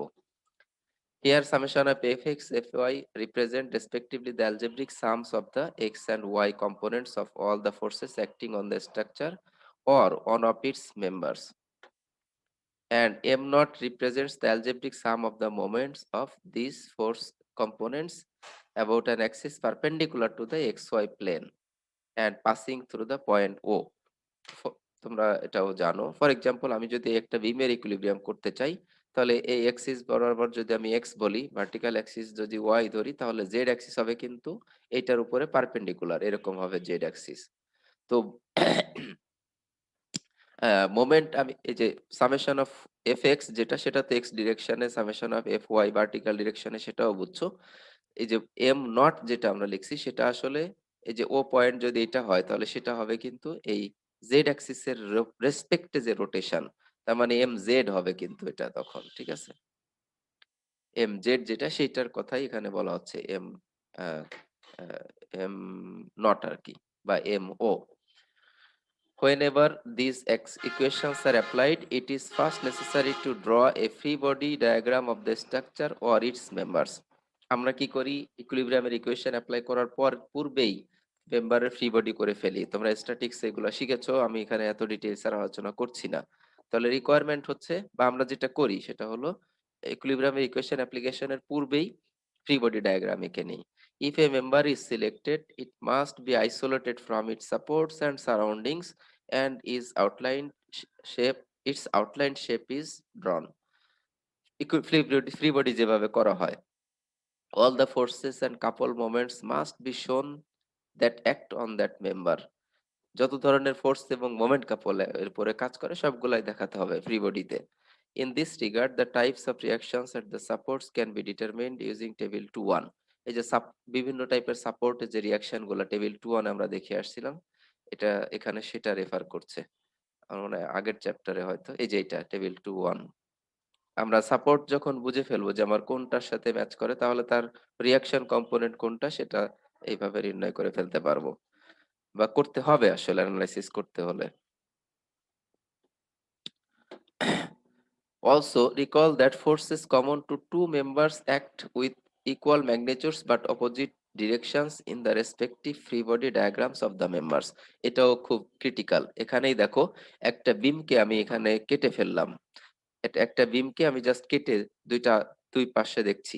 এই বিমটাই আমি যদি এখানে সেকশন নিয়ে ফেলি, এই বরাবর কেটে লেফট সাইড এটা আর রাইট সাইড হচ্ছে এটা যদি দেখি, তাহলে দেখো জিএসটি লেফট সাইডে যদি শেয়ার ফোর্স বি ডাউনওয়ার্ড কাজ করে, তাহলে এই একই পয়েন্টে দেখো, খেয়াল করে, এটা একটা জয়েন্ট, যেহেতু আমি জাস্ট এই বিমটাকে কেটে ফেলেছি, তাহলে একই পয়েন্টের জাস্ট লেফট সাইড আর রাইট সাইড দেখাচ্ছি।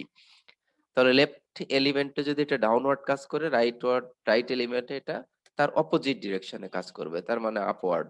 অনুরূপভাবে অ্যাক্সিয়াল ফোর্স এই লেফট সাইডে এন যেটা রাইটওয়ার্ড দেখালে, রাইট এলিমেন্টে এটা কাজ করবে লেফটওয়ার্ড অপোজিট ডিরেকশনে। মোমেন্ট লেফট সাইডের এলিমেন্টে ক্লকওয়াইজ, অ্যান্টি ক্লকওয়াইজ কাজ করছে, তাহলে রাইট সাইডের এলিমেন্টে এটা কাজ করবে ক্লকওয়াইজ। এটাও কিন্তু ইকুইলিব্রিয়ামের, এই জয়েন্টের ইকুইলিব্রিয়ামের জন্য আসলে। সো এই লাস্ট সেন্টেন্সটা এটাই মিন করছে আর কি, ঠিক আছে। আমরা আরো দেখবো ফ্রি বডি করে যখন ইকুইলিব্রিয়াম নির্ণয় করব, ডিটারমিনেসি নির্ণয় করব, রিঅ্যাকশন ফোর্স নির্ণয় করব, তখন দেখাবো যে পিন জয়েন্ট যদিও হয়, এখানে তো একটা রিজিড জয়েন্ট বললাম, আমার বিম এটা তো একটা রিজিড জয়েন্ট, আসলে একটা এলিমেন্টের কাট করে ফেলছি, তার মানে ওখানে দুই পাশের এলিমেন্টটা রিজিডলি জয়েন্ট আছে, সেখানে মোমেন্টও আছে। আর যেখানে হিঞ্জ হবে, হয়তো আমি দুইটা এলিমেন্টকে একটা পিনের মাধ্যমে এখানে কানেক্ট করব, সেখানে আর মোমেন্ট থাকবে না, সেখানে থাকবে শুধু অ্যাক্সিয়াল ফোর্স আর হচ্ছে এই যে ভার্টিক্যাল ফোর্স, মোমেন্টটা তখন জিরো হয়ে যাবে। তো আমরা পিন কানেকশনের জন্য দেখবো, এক্সাম্পল দেখবো, আমরা সামনে আগাই। If the internal loadings at a specific point in a member are to be determined, internal loadings, এখন দেখো ইন্টারনাল লোডিং কোনগুলো, এই যে অ্যাক্সিয়াল ফোর্স, শিয়ার ফোর্স আর bending moment, torsion moment. Torsional moment এখানে সাধারণত আমাদের আসবে না, অ্যাক্সিয়াল ফোর্স, শিয়ার ফোর্স আর হচ্ছে বেন্ডিং মোমেন্ট, এই তিনটাই মেইনলি আসবে। তো সেগুলা যদি নির্ণয় করতে চাই, কি করতে হবে? The method of sections must be used. আমরা কি করি, সেকশনটাকে যেরকম কাট করে ফেলি, কাট করে আসলে নির্ণয় করি যে এই সেকশনে অ্যাক্সিয়াল ফোর্স কত, শিয়ার ফোর্স কত আর বেন্ডিং মোমেন্ট এম কত। তোমরা যেটা নির্ণয় করো সেটা কিন্তু এই মেথড অফ সেকশনের মাধ্যমেই করা, আমরাও এখানেও করব, তোমরা যতদূর শিখে আসছো সেটা ওই মেথড অফ সেকশনের মাধ্যমেই করা হয়েছে। This requires that a cut or section be made perpendicular to the axis of the member at the point where the internal loading is to be determined. A free body diagram of either segment of the cut member is isolated, and the internal loads are then determined from the equations of equilibrium applied to the segment. In general, the internal loadings acting at the section will consist of a normal force N, shear force B, and bending moment M. দেখো এগুলো সবই বলে ফেলেছি আমি, বিভিন্ন সময় বিভিন্ন কথার মাধ্যমে এগুলো আসছে। We'll cover the principles of statics that are used to determine the external reactions on a structure in section 2.5. আমরা আজকের ক্লাস হয়তো পারবো না, নেক্সট ক্লাসে আমরা রিঅ্যাকশন, শিয়ার ফোর্স, বেন্ডিং মোমেন্ট সব নির্ণয়ে চলে যাব, বিম, ফ্রেম সবকিছুর জন্যই। আর তো এতটুকু আমরা যে প্রসিডিউরটা আসলে ইকুইলিব্রিয়ামের জন্য যে ফ্রি বডি করে তার উপরে কিভাবে লোড অ্যাপ্লাই করব, সেগুলোর বর্ণনা আমরা দেখলাম। এখন আসবো হচ্ছে ডিটারমিনেসি এবং স্টেবিলিটিতে। তো এটা কি মিন করে আসলে, দেখো দুইটা ভিন্ন জিনিস, একটা হলো স্ট্রাকচারাল ডিটারমিনেসি আর একটা হচ্ছে স্ট্রাকচারাল স্টেবিলিটি। দুইটাই আমাদেরকে স্যাটিসফাই করতে হবে বা অ্যানালাইসিসের পূর্বে আমাদেরকে আসলে জানতে হবে। স্টেবিলিটিটা, এটাও তোমার বিল্ডিং ডিজাইন বা অ্যানালাইসিস যাই করো, যে কোনো স্ট্রাকচার অ্যানালাইসিস ডিজাইনের জন্য অবশ্যই তোমাকে তোমার স্ট্রাকচার হতে হবে স্টেবল। আর আর ডিটারমিনেসি লাগে হচ্ছে এটা অ্যানালাইসিসের প্রসেস ঠিক করার জন্য, আমি বলবো কোন পদ্ধতিতে বা কোন মেথড ইউজ করে আমরা এটা অ্যানালাইসিস ডিজাইন করব, অ্যানালাইসিস করব অ্যাকচুয়ালি, সেটার জন্য আমাদের ডিটারমিনেসি লাগবে। তো যে কোনো স্ট্রাকচার অ্যানালাইসিসের পূর্বে আমার আসলে এটার স্ট্রাকচারাল ডিটারমিনেসি, আর যদি এটা স্ট্রাকচারালি ইনডিটারমিনেট হয় তাহলে তার ডিগ্রি কত ডিগ্রিতে ইনডিটারমিনেট এবং এটা স্ট্রাকচারাল স্টেবল কিনা সেগুলো দেখতে হবে। তো আমরা প্রথমে ডিটারমিনেসির আলোচনায় আসি। The equilibrium equations provide both the necessary and sufficient conditions for equilibrium when all the forces in a structure can be determined strictly from these equations. The structure is referred to as structurally determinate. তার মানে কি, আমরা যদি ইকুইলিব্রিয়ামের equation use করে কোন একটা স্ট্রাকচারের reaction বা all the forces, internal force, এমনকি ইন্টারনাল ফোর্সও যদি আমরা নির্ণয় করতে পারি, তাহলে সেটাকে আমরা স্ট্রাকচারালি ডিটারমিনেট স্ট্রাকচার বলি, তাই না? তার মানে যে মেম্বারের এক্সটার্নাল ফোর্স, ইন্টারনাল ফোর্স, এগুলা ইকুইলিব্রিয়ামের যে তিনটা ইকুয়েশন, আমরা প্লেনার স্ট্রাকচারের কথাই বলছি, তাহলে তিনটা ইকুয়েশনের মাধ্যমে আমরা ইকুইলিব্রিয়াম ইকুয়েশনের মাধ্যমে যে ফোর্স মেম্বার অ্যানালাইসিস করা সম্ভব সেটাকে আমরা স্ট্রাকচারালি ডিটারমিনেট স্ট্রাকচার বলবো। আর সেটা যদি সম্ভব না হয় তখন সেটাকে বলবো structurally indeterminate structure. Structures having more unknown forces than available equilibrium equations are called structurally indeterminate. তার মানে যে স্ট্রাকচার ইকুইলিব্রিয়ামের ইকুয়েশন ইউজ করে অ্যানালাইসিস করা যায় না, তার মানে তার সাপোর্ট রিঅ্যাকশন এবং ইন্টারনাল ফোর্সেস নির্ণয় করা যায় না, সেগুলোকে স্ট্রাকচারালি ইনডিটারমিনেট বলবো। As a general rule, a structure can be identified as being either statically determinate or statically indeterminate by drawing free body diagrams of all its members or selective parts of its members, and then comparing the total number of unknown reactive force and moment components with the total number of available equilibrium equations. Statement অনেক বড়, but আমরা systematically দেখো এক্সাম্পলের মাধ্যমে দেখবো, সব clear হয়ে যাবে। তো স্ট্রাকচারালি ডিটারমিনেট নাকি ইনডিটারমিনেট সেটা নির্ণয় করার জন্য আমরা আসলে যে পুরো স্ট্রাকচারের ফ্রি বডি অথবা এর কম্পোনেন্ট গুলার ফ্রি বডি নির্ণয় করে ফেলবো, তাহলে এই স্ট্রাকচারাল ডিটারমিনেসি আর ইনডিটারমিনেসি নির্ণয় করাটা আমার জন্য সহজ হবে, সেটাই এখানে বলেছে। For a coplanar structure there are at most 3 equilibrium equations for each part. আমরা যেটা আগে দেখলাম যে একটা কোপ্লেনার মেম্বার বা স্ট্রাকচারের জন্য, একটা পার্টের জন্য খেয়াল করো, একটা মেম্বার যদি হয় আমার 3টা ইকুইলিব্রিয়ামের ইকুয়েশন আছে, ঠিক আছে, maximum. So that if there is a total of n parts, তার মানে n মেম্বার, একটা স্ট্রাকচারে n মেম্বার যদি থাকে তাকে আমরা n পার্টস বলছি। আর সেখানে যদি আর ফোর্স এন্ড মোমেন্ট রিয়াকশন, তার মানে আর সংখ্যক মোমেন্ট এবং ফোর্স, মানে রিয়াকশন ফোর্স অথবা রিয়াকশন মোমেন্ট, যদি সেইগুলার সংখ্যা আর হয় আর এন হচ্ছে পার্ট অফ মেম্বার হয়, তাহলে আমরা দেখো ম্যাথমেটিক্যালি এই দুইটা ইকুয়েশনের মাধ্যমে কোনো একটা স্ট্রাকচারের ডিটারমিনেসি নির্ণয় করতে পারি। যদি আর ইকুয়াল টু 3 টাইমস এন হয় তাহলে সেটা হবে স্ট্যাটিক্যালি ডিটারমিনেট। আর যদি আর ইজ গ্রেটার দ্যান 3n হয় তাহলে সেটাকে আমরা বলবো স্ট্যাটিক্যালি ইনডিটারমিনেট, ঠিক আছে। এগেইন আর হচ্ছে কি নাম্বার অফ রিয়াকশন কম্পোনেন্টস, সেটা ফোর্স হতে পারে, মোমেন্ট হতে পারে, দুইটাই কিন্তু।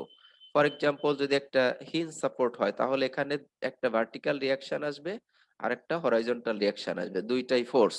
কিন্তু যদি একটা ফিক্স সাপোর্ট হয় তাহলে এখানে ভার্টিক্যাল রিয়াকশন আসবে, হরাইজন্টাল রিয়াকশন আসবে, আবার একটা মোমেন্ট রিয়াকশনও আসবে। তো এই সবগুলার যতগুলা রিয়াকশন কম্পোনেন্ট আসা সম্ভব সেটা হচ্ছে আর। আর যতগুলা মেম্বার আছে কোন একটা স্ট্রাকচারে সেইটা হচ্ছে আমার এন। তাহলে আর ইকুয়াল টু যদি 3n হয় তাহলে স্ট্যাটিক্যালি ডিটারমিনেট। 3 মানে হচ্ছে যে একটা প্লেনার স্ট্রাকচারের জন্য আমরা ম্যাক্সিমাম 3টা ইকুইলিব্রিয়াম ইকুয়েশন রাখতে পারবো, সেই কারণে এখানে 3 আসছে, ঠিক আছে। আর যদি রিঅ্যাকশন কম্পোনেন্ট তোমার এই 3n এর চেয়ে বেশি হয়ে যায় তখন স্ট্যাটিক্যালি ইনডিটারমিনেট হবে। এবং সেক্ষেত্রে আমরা দেখো আর মাইনাস 3n যত থাকে তত ডিগ্রি ইনডিটারমিনেসি বলি, আর মাইনাস 3 ডিগ্রি অফ ইনডিটারমিনেসি। তার মানে এটা কত ডিগ্রি ইনডিটারমিনেট? ইনডিটারমিনেট।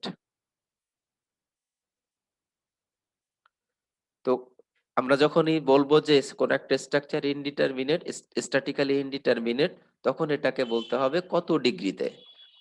তার মানে রিঅ্যাকশন কম্পোনেন্ট কতগুলো ইকুইলিব্রিয়াম ইকুয়েশনের চেয়ে বেশি, সেটা যে তোমাকে বলতে হবে। সো তাহলে আমরা জাস্ট আর মাইনাস 3n করে দিব। ফর এক্সাম্পল আমাদের কোন একটা স্ট্রাকচারের জন্য আর আসছে হলো 5, অথচ একটাই একটা মেম্বার, তার জন্য আমার 3n হচ্ছে ধরো 3, একটা মেম্বার, তাহলে আর মাইনাস 3n এখানে কত 2। তাহলে আমরা বলবো এই স্ট্রাকচারটা 2 ডিগ্রি অফ ইনডিটারমিনেট, 2 ডিগ্রিতে ইনডিটারমিনেট, বা এটা ডিগ্রি অফ ইনডিটারমিনেসি হচ্ছে 2, এরকম ভাবে বলি। তো এখানে সেই কথাটাই বলা হচ্ছে, দেখো in particular if A structure is statically indeterminate, the additional equations needed to solve for the unknown reactions are obtained by relating the applied loads and reactions to the displacement or slope at different points on the structure. তো statically determinant structure আমি ইকুইলিব্রিয়ামের যে 3টা equation বা যতগুলো equation আছে সেগুলোর মাধ্যমে খুব সহজেই অ্যানালাইসিস করে তার ইন্টারনাল ফোর্স গুলো এবং মোমেন্ট গুলো বের করতে পারি। কিন্তু স্ট্যাটিক্যালি ইনডিটারমিনেট স্ট্রাকচার যদি হয়, বিল্ডিং স্ট্রাকচার, ব্রিজ, এর ম্যাক্সিমামই দেখবা হবে হচ্ছে স্ট্যাটিক্যালি ইনডিটারমিনেট। তাহলে তাদের অ্যানালাইসিস আমি কিভাবে করব? আমার তো ইকুইলিব্রিয়ামের ইকুয়েশন আছেই, প্রত্যেকটা মেম্বারের জন্য 3টা করে। ওই 3টা ইকুইলিব্রিয়ামের ইকুয়েশন সহ বাকি যেগুলা লাগে সেটা হচ্ছে আমরা কম্প্যাটিবিলিটি ইকুয়েশন বলি। দেখো এবং এক্সাক্ট অ্যানালাইসিস তোমরা 3.1 3.2 তে এখানে গিয়ে পড়বে, স্ট্রাকচারাল অ্যানালাইসিস 1 2 তে। সেখানে আমরা বিভিন্ন মেথডে এগুলা ডিজাইন করে থাকি, অ্যানালাইসিস করে থাকি, ডিজাইন না। এগুলাকে সব আসলে যেমন method of consistent deformation, moment distribution, stiffness method, flexibility method, অনেক মেথড শেখানো হবে তোমাদের, ম্যাট্রিক্স ডিসপ্লেসমেন্ট মেথড। ওই মেথড গুলার মাধ্যমে আমরা আসলে সলিউশন করব, যেখানে ইকুইলিব্রিয়ামের ইকুয়েশনও লাগবে, আরো লাগবে হচ্ছে এই যে কম্প্যাটিবিলিটি ইকুয়েশন। খুব ইম্পর্ট্যান্ট তোমাদের জন্য, এখান থেকে আসলে স্ট্রাকচারাল অ্যানালাইসিস এর বেস শুরু। তাহলে ইনডিটারমিনেট স্ট্রাকচারাল অ্যানালাইসিস এর জন্য আমাদের আসলে ইকুইলিব্রিয়াম ইকুয়েশনের সাথে আর কি লাগে, কম্প্যাটিবিলিটি ইকুয়েশন। সেগুলো আসলে কি? এই যে দেখো, অ্যাপ্লাইড লোডের সাথে ডিসপ্লেসমেন্ট আর মোমেন্টের সাথে আসলে স্লোপ। তোমরা জানো যে মোমেন্ট আর রোটেশন বা মোমেন্ট আর হচ্ছে স্লোপ রিলেটেড, আর ফোর্সের সাথে আসলে ডিফ্লেকশন রিলেটেড। তো যেখানে মোমেন্ট আছে সেখানে রোটেশন আসবে, যেখানে ডিরেক্টলি ফোর্স আছে সেখানে ডিসপ্লেসমেন্ট আসবে। তাহলে force displacement or moment rotation বা স্লোপ রোটেশন, স্লোপ মোমেন্ট, এই যে যে রিলেশন গুলা, তার মানে স্ট্রেস স্ট্রেইন থেকে এক কথায় আমরা এভাবে বলতে পারি যে স্ট্রেস স্ট্রেইনের কম্প্যাটিবিলিটি অথবা ফোর্স ডিসপ্লেসমেন্টের কম্প্যাটিবিলিটি বা মোমেন্ট রোটেশনের কম্প্যাটিবিলিটি, সেই ইকুয়েশন থেকে অ্যাডিশনাল আরো কিছু ইকুয়েশন পাবো। তাহলেই আমি এই স্ট্যাটিক্যালি ইনডিটারমিনেট স্ট্রাকচারেরও অ্যানালাইসিস করে ফেলতে পারবো। তো এগুলো তোমরা ফার্দার ফিউচারে শিখবে। These equations, which are referred to as compatibility equations, must be equal in number to the degree of indeterminacy of the structure. তাহলে দেখো আমার কতগুলো, আম, আমি তো প্রত্যেকটা প্লেনার মেম্বারের জন্য 3টা ইকুইলিব্রিয়াম ইকুয়েশন আছে, তাহলে আমার কতগুলো অ্যাডিশনাল কম্প্যাটিবিলিটি ইকুয়েশন দরকার এটার স্ট্রাকচার অ্যানালাইসিস কমপ্লিট করার জন্য? সেটা হবে ওই যে যত ডিগ্রিতে ইনডিটারমিনেট ঠিক ততগুলা কম্প্যাটিবিলিটি ইকুয়েশন লাগবে। যেমন এই যে একটা এক্সাম্পল বলেছি যে আমার রিঅ্যাকশন কম্পোনেন্ট হলো 5টা, অথচ একটা মেম্বার, তাহলে আমার সর্বোচ্চ ইকুইলিব্রিয়াম ইকুয়েশন আছে 3টা, তাহলে এটা সেকেন্ড ডিগ্রিতে ইনডিটারমিনেসি। তাহলে এটার অ্যানালাইসিস যদি আমি কমপ্লিট করতে চাই, আমার কতগুলো কম্প্যাটিবিলিটি ইকুয়েশন লাগবে? আরো 2টা লাগবে। 3টে ইকুইলিব্রিয়াম ইকুয়েশন আছে, আর আরো 2টা কম্প্যাটিবিলিটি ইকুয়েশন আমি ইউজ করলে তবেই এটার কমপ্লিট অ্যানালাইসিস করে এর ইন্টারনাল ফোর্স মোমেন্ট যা আছে সব নির্ণয় করতে পারবো। সো এই বইয়েরই পরের চ্যাপ্টার 10 থেকে এর আলোচনা আছে, তোমরা এগুলা পরের সেমিস্টার গুলোতে শিখবে। We will now consider some examples to show how to classify the determinacy of a structure. The first example considers beam, the second example pin connected structure, and in third we will discuss frame structures. নিচের example গুলো আসছে, আমি just এই compatibility ইকুয়েশনের এখানে বা degree of ইনডিটারমিনেসির এখানে আরেকটু অ্যাডিশনালি বলে যেতে চাই যে এক্সাক্ট অ্যানালাইসিসের জন্য আমাদের কম্প্যাটিবিলিটি ইকুয়েশন দরকার, কিন্তু তোমরা 3.1 এ গিয়ে অ্যাপ্রক্সিমেট অ্যানালাইসিসও শিখবে। সো সেখানে কিন্তু এক্সাক্ট অ্যানালাইসিস বা অ্যাকুরেট অ্যানালাইসিস হবে না। অ্যাপ্রক্সিমেট মানেই সেখানে কিছু পার্সেন্টেজ অফ এরর থাকবে, ক্যালকুলেশনে বেন্ডিং মোমেন্ট যা আসবে সেটা আসলে এক্স্যাক্টলি বা অ্যাকুরেট নয়, এক্সাক্ট বা অ্যাকুরেট নয়, সেখানে কিছু এরর থাকবে।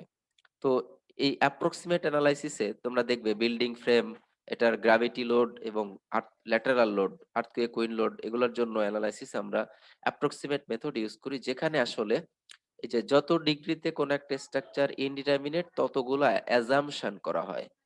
তাহলেই ওই অ্যাজাম্পশনের মাধ্যমে আর এই যে ইকুইলিব্রিয়ামের যে ইকুয়েশন গুলো আছে সেগুলোর মাধ্যমে এই স্ট্রাকচারকে অ্যানালাইসিস করা সম্ভব। আমি কিন্তু 2টা ওয়ে কথা বললাম।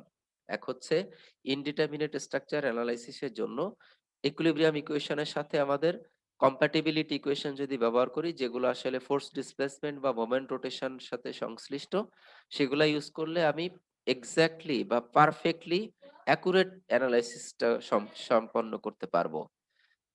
এছাড়াও এক্সাক্ট অ্যানালাইসিসের পাশাপাশি প্রিলিমিনারি ডিজাইনের জন্য আমরা অ্যাপ্রক্সিমেট অ্যানালাইসিসও করতে পারি। সেক্ষেত্রে কি করা হয়, আমার কম্প্যাটিবিলিটি ইকুয়েশনের প্রয়োজন হয় না। সেখানে আমরা কোন একটা স্ট্রাকচার যত ডিগ্রিতে ইনডিটারমিনেট ততগুলা অ্যাজাম্পশন করে ফেলি, অ্যাজিউম করে ফেলি আর কি, কোনো কিছু অ্যাজাম্পশন করে নেই যে কোনো এক জায়গায় আসলে অ্যাক্সিয়াল ফোর্স 0 না, কিন্তু আমরা ধরে নিচ্ছি যে সেটাতে অ্যাক্সিয়াল ফোর্স 0। যেমন গ্র্যাভিটি লোডের আন্ডারে সাধারণত বিম গুলাতে অ্যাক্সিয়াল ফোর্সের ম্যাগনিটিউড খুবই কম হয়, নেগলিজিবল অ্যামাউন্ট। সো আমরা সেখানে ধরেই নিব যে এই বিমের অ্যাক্সিয়াল ফোর্স হচ্ছে 0। বিল্ডিং এর গ্র্যাভিটি লোডের আন্ডারে প্রত্যেকটা বিমের মধ্যে যে অ্যাক্সিয়াল ফোর্স সেটা 0 হবে। তো অ্যাকচুয়ালি কিন্তু সেটা 0 নয়। তো এই যে কিছু অ্যাজাম্পশন করে নিয়ে আমরা এই অ্যাজাম্পশন এবং ইকুইলিব্রিয়াম ইকুয়েশনের মাধ্যমে অ্যানালাইসিস করব, সেগুলোকে বলা হবে অ্যাপ্রক্সিমেট মেথড। এটাও শেখানো হবে তোমাদের, জাস্ট আমি আইডিয়া দিয়ে যাচ্ছি, ঠিক আছে? এবং এগেইন এটা কিন্তু অ্যাপ্রক্সিমেট, তার মানে এটা কিন্তু অ্যাকুরেট নয়, এবং সেটা ইউজ করতে পারবে তুমি শুধুমাত্র প্রিলিমিনারি ডিজাইনের জন্য। এক্সাক্ট অ্যানালাইসিসের জন্য ওই অ্যাপ্রক্সিমেট মেথড ইউজ করা যাবে না। তো আমরা এখন এই ডিগ্রি অফ ইনডিটারমিনেসি বা degree of degree of structural determinacy বা ইনডিটারমিনেসি এটা নির্ণয়ের জন্য কয়েকটা এক্সাম্পল দেখব। এখানে দেখো এই ফিগার গুলোতে এই যে অনেকগুলো এলিমেন্ট দেওয়া আছে। তো প্রবলেমটা আমরা একটু পড়ে ফেলি। Classify each of the beams shown in figure 219A through 219D as statically determinate or statically indeterminate. If statically indeterminate, report the number of degrees of indeterminacy. এটা কত ডিগ্রিতে indeterminate সেটাও বলতে হবে। The beams are subjected to external loadings that are assumed to be known and can act anywhere on the beams. তো এটার জন্য আমরা আসলে জাস্ট এই যে apply r equal to n or r is greater than equal to 3n, এই mathematical ফর্মুলাই use করব। তার আগে তাহলে আমাদের জানতে হবে যে আমার এখানে কয়টা রিঅ্যাকশন কম্পোনেন্ট আছে আর কতগুলা মেম্বার আছে, ঠিক আছে? তো এখানে দেখো প্রসিডিউরটা কি আমরা বলে আসছি, সেটারই এখানে অ্যাপ্লিকেশনটা দেখাই। Compound beans, that is show those in figure 219C and 219D, which are composed of pin connected members must be disassembled. দেখো এই যে পিন কানেক্টেড মেম্বার সি তে দেখো দুইটা এলিমেন্টকে মাঝখানে একটা পিনের মাধ্যমে এখানে কানেক্ট করা হয়েছে, তাহলে এদেরকে আমরা আলাদা করে ফেলবো। এই যে ডান পাশে দেখো ফ্রি বডি যে দেখানো হয়েছে, আলাদা করে ফেলেছি। অনুরূপভাবে এই বিমটাও দেখো বা এই ফ্রেমটা দেখো, সেখানেও তিনটা মেম্বার পিন দ্বারা কানেক্টেড, তাদেরকে আলাদা করে ফেলা হয়েছে, এই জন্য বলছে ডিসঅ্যাসেম্বল, ঠিক আছে? Note that in these cases the unknown reactive forces acting between each member must be shown in equal but opposite pairs. তো এখানে দেখো এই জয়েন্টের লেফট এলিমেন্টে যদি একটা ভার্টিক্যাল ফোর্স আপওয়ার্ড দেখাই, তাহলে ঠিক ওই জয়েন্টের রাইট এলিমেন্টে ডাউনওয়ার্ড দেখাতে হবে। অনুরূপভাবে অ্যাক্সিয়াল ফোর্স লেফট এলিমেন্টে যদি রাইটওয়ার্ড দেখাই, তাহলে রাইট এলিমেন্টে লেফটওয়ার্ড দেখাতে হবে, এবং এদের ম্যাগনিটিউড হবে কিন্তু সেম, ঠিক আছে? এদের ম্যাগনিটিউডও কিন্তু সেম, সেটাই এখানে বলা হলো। তো আমরা প্রথম বিমটা এখানে দেখি। এই বিমের আমার আসলে সাপোর্ট রিঅ্যাকশন বা আননোন ফোর্স কয়টা?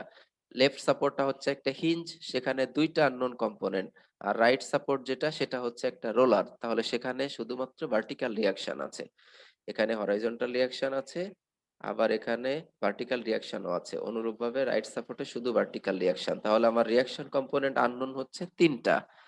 আর এখানে মেম্বার কয়টা দেখো, একটাই কিন্তু মেম্বার, এই জন্য n ইকুয়াল টু 1, তাহলে r ইকুয়াল টু 3n যদি করি, কি হচ্ছে 3 ইকুয়াল টু 3 টাইমস 1, তার মানে 3 হচ্ছে 3 ইকুয়াল টু 3।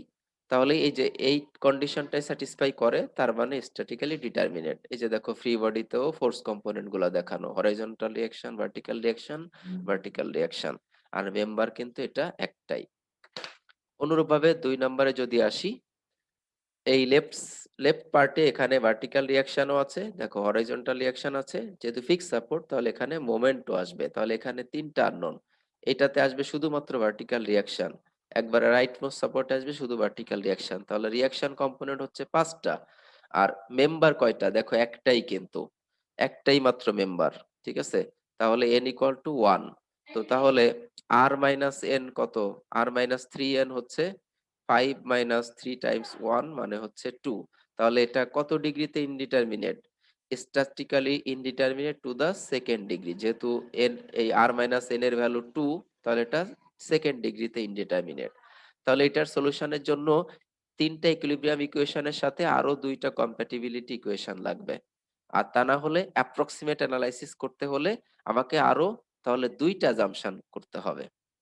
যত ডিগ্রিতে ইনডিটারমিনেট ততটা অ্যাজাম্পশন লাগবে অ্যাপ্রক্সিমেট অ্যানালাইসিসের জন্য, আর যত ডিগ্রিতে ইনডিটারমিনেট ততটা কম্প্যাটিবিলিটি ইকুয়েশন লাগবে পারফেক্ট বা এক্সাক্ট অ্যানালাইসিসের জন্য। তাহলে সি ফিগারের প্রবলেমটাতে আমাদের দেখো এলিমেন্ট গুলো আলাদা করে ফেলতে হবে। এই যে লেফট সাইডের এলিমেন্ট এটা, আর রাইট সাইডের এলিমেন্ট এখানে। লেফট সাপোর্ট যেটা, এটা দেখো এই যে গাইডেড রোলার, তার মানে এখানে ভার্টিক্যাল ফোর্স আসতে পারবে, আবার মোমেন্ট রিয়াকশনও কিন্তু আসতে পারবে, দেখেছো? কিন্তু এটার ভার্টিক্যাল রিয়াকশন কিন্তু নাই, এটা কিন্তু জিরো। অনুরূপভাবে এই এলিমেন্টের রাইট সাইডে তাহলে দুইটা কম্পোনেন্ট, আর রাইট সাইডের এলিমেন্টও তাহলে এটা দুইটা কম্পোনেন্ট। তাহলে এই যে চারটা এখানে দেখো, আসলে এই চারটা কিন্তু বেসিক্যালি দুইটা কম্পোনেন্টই। তার মানে রিয়াকশন আসলে এখানে একটা জয়েন্টে দেখো এই যে হিঞ্জ বা পিন কানেকশন যেগুলো, সেগুলোতে দুইটা কম্পোনেন্ট আসবে। তো তাহলে টোটাল রিয়াকশন ফোর্স কয়টা? ডান পাশে দুইটা হরাইজন্টাল এবং ভার্টিক্যাল ফোর্স, মিড পয়েন্টে আর দুইটা, মোট চারটা, আর লেফট সাপোর্টে আছে আরো দুইটা, মোট ছয়টা। তাহলে রিয়াকশন কম্পোনেন্ট দেখো 6। আর এখানে কয়টা মেম্বার? একটা, দুইটা। তাহলে আর এন ইকুয়াল টু 2। তাহলে আর মাইনাস এন আসলে আর মাইনাস 3n ইকুয়াল টু কত হয়? সরি, আর মাইনাস 3n, আর মাইনাস 3n এটা হচ্ছে 6 মাইনাস 3 টাইমস 2, তাহলে 0। তাহলে এটা আমরা এইভাবে বলতে পারি যে R minus 3n is equal to যদি 0 হয় তাহলে হচ্ছে স্ট্যাটিক্যালি ডিটারমিনেট, আর আর মাইনাস 3n যদি গ্রেটার দ্যান 0 হয় তাহলে স্ট্যাটিক্যালি ইনডিটারমিনেট। এবং আর মাইনাস 3n এর যে ভ্যালু সেটাই হচ্ছে ডিগ্রি অফ ইনডিটারমিনেসি। তাহলে এই স্ট্রাকচারটা স্ট্যাটিক্যালি ডিটারমিনেট। অনুরূপভাবে এটাতেও দেখো 3 নাম্বারটাও যে কম্পোনেন্ট করে ফেলা হলো। তাহলে আননোন হচ্ছে এখানে 3টা, এখানে 2টা, এখানে আর 2টা। 3 আর 4 7 আর 3 10। তাহলে আর হচ্ছে 10, মেম্বার হচ্ছে 1 2 3। তাহলে আর মাইনাস 3n হচ্ছে 10 মাইনাস 3 টাইমস 3 ইকুয়াল টু 1। তাহলে এটা হচ্ছে statically indeterminate to the first degree. তো এভাবে আমরা তিনটা ফ্রেম দেখলাম, এখন তিনটা বিম দেখলাম আসলে। এখন আমরা ফ্রেমে আসবো, এমনকি বিল্ডিং ফ্রেমেও আসবো, এই যে নিচে আসতেছে আস্তে আস্তে করে। তো এই ফ্রেমটা এখন অ্যানালাইসিস করো। প্রসিডিউর সেম, ঠিক আছে? প্রসিডিউর আগে যা করেছি ঠিক তাই এখানেও। তাহলে দেখো এই যে এই এ ফিগারের এটা, এই এখানে একটা ফিক্স সাপোর্ট, তার মানে তিনটা আননোন রিয়াকশন, মাঝখানে এটা একটা পিন কানেকশন, সেটা হচ্ছে তাহলে দুইটা, আর ডান পাশে এটা একটা হিঞ্জ সাপোর্ট, সেখানে আননোন রিয়াকশন দুইটা। তাহলে টোটাল আননোন 5 আর 2 7টা, আর ইকুয়াল টু 7, আর এন হচ্ছে 2। তাহলে degree of indeterminacy R minus 3n এটা হচ্ছে 1। এই যে দেখো 7 মাইনাস 6 হচ্ছে 1। তাহলে এটা indeterminate to the first degree. অনুরূপভাবে পরেরটাও দেখো, এখানে দুইটা রিয়াকশন, এখানে তিনটা, এখানে দুইটা, এখানে দুইটা। তাহলে মোট রিয়াকশন হয় হচ্ছে 2 আর 3 5 4 4 9টা। অনুরূপভাবে মেম্বার হচ্ছে 3টা, তাহলে 3 3 এ 9। তাহলে এটা স্ট্যাটিক্যালি ডিটারমিনেট। সো অনেকগুলা মেম্বার দেখে আসলে ভয় পাওয়া যাবে না যে এটা স্ট্যাটিক্যালি ডিটারমিনেট নাকি ইনডিটারমিনেট। যেটা স্ট্যাটিক্যালি ডিটারমিনেট জাস্ট ইকুইলিব্রিয়ামের ইকুয়েশন গুলো লেখো, এর প্রত্যেকটা ফোর্সের প্রত্যেকটা মেম্বারের reaction, axial force, shear force, bending moment সবই নির্ণয় করা যাবে, এবং আমরা করব এক্সাম্পলে। পরের মেম্বারটাও দেখো, এখানে আসলে দেখো তুমি কি আসলে এই যে এই জয়েন্ট বরাবর এটাকে আলাদা করে ফেলবে, আলাদা করে এক একটা মেম্বার বলবে যে ডান পাশের এটা একটা বিম, এটা একটা বিম, এটা একটা বিম? নো, জাস্ট এই যে রিজিড জয়েন্টকে আমরা আলাদা করব না আসলে, এরকম এলিমেন্টটা, ঠিক আছে? যেগুলো পিন কানেক্টেড মেম্বার সেগুলাই শুধু আলাদা করব। তো দেখো ডান পাশে কোনটাকে, মানে এখানে পার্টস ধরা হয়েছে কয়টা? জাস্ট দুইটা কিন্তু, ঠিক আছে? রিজিড জয়েন্টে এটাকে পার্ট করা হয় নাই বা আলাদা করা হয় নাই, শুধুমাত্র পিন কানেকশন যেগুলো আর কি, মানে সাপোর্ট কানেকশন যেগুলো, আহ সেগুলোতে আলাদা করা হয়েছে।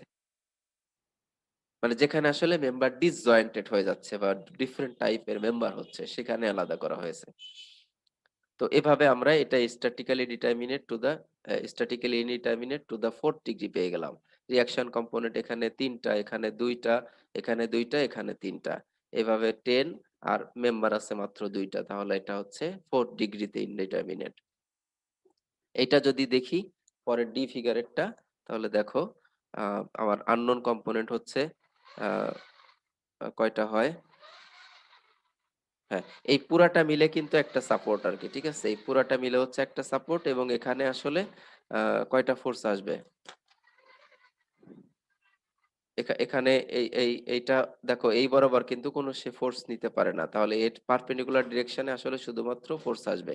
আর তোমরা হচ্ছে যে কি বলে, টেবিল 2-1 গেলেই দেখতে পাবে যে এরকম সাপোর্ট আসলে কয়টা রিয়াকশন দেয় হরাইজন্টালি। এটা মানে এই ডিরেকশনে কোনো রিয়াকশন দিতে পারবে না, শুধুমাত্র পারপেন্ডিকুলার ডিরেকশনে দিবে।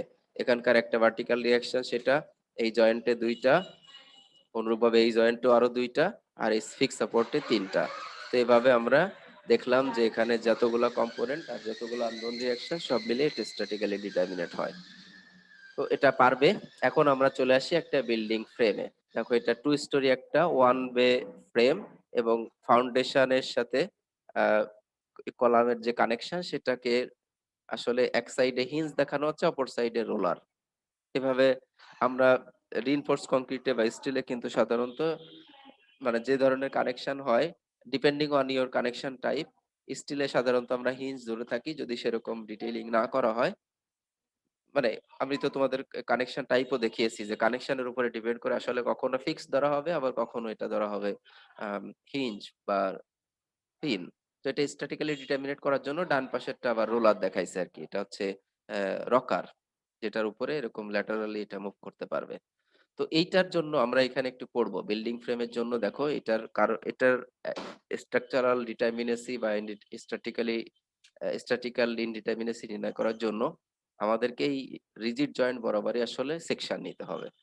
Unlike the beams and pin-connected structures of the previous examples, frame structures consist of members that are connected together by rigid joints. আগেরগুলো পিন কানেক্টেড মেম্বার ছিল, বিম ওগুলো পিন কানেক্টেড ছিল, কিন্তু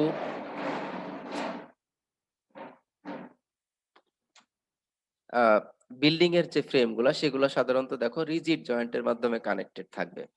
তো সেইটার ক্ষেত্রে আমরা কি করব?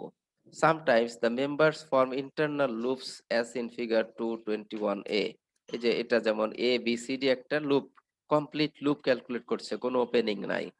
Here ABCD forms a closed loop. In order to classify these structures, it is necessary to use the method of sections and cut the loop apart. তাহলে এই রকমের ফ্রেম অ্যানালাইসিসের জন্য, মানে তার ডিগ্রি অফ ইনডিটারমিনেসি নির্ণয় করার জন্য আমরা কি করব?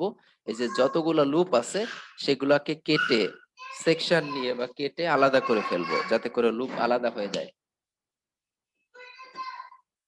The free body diagrams of the sectioned parts are drawn and the frame can then be classified.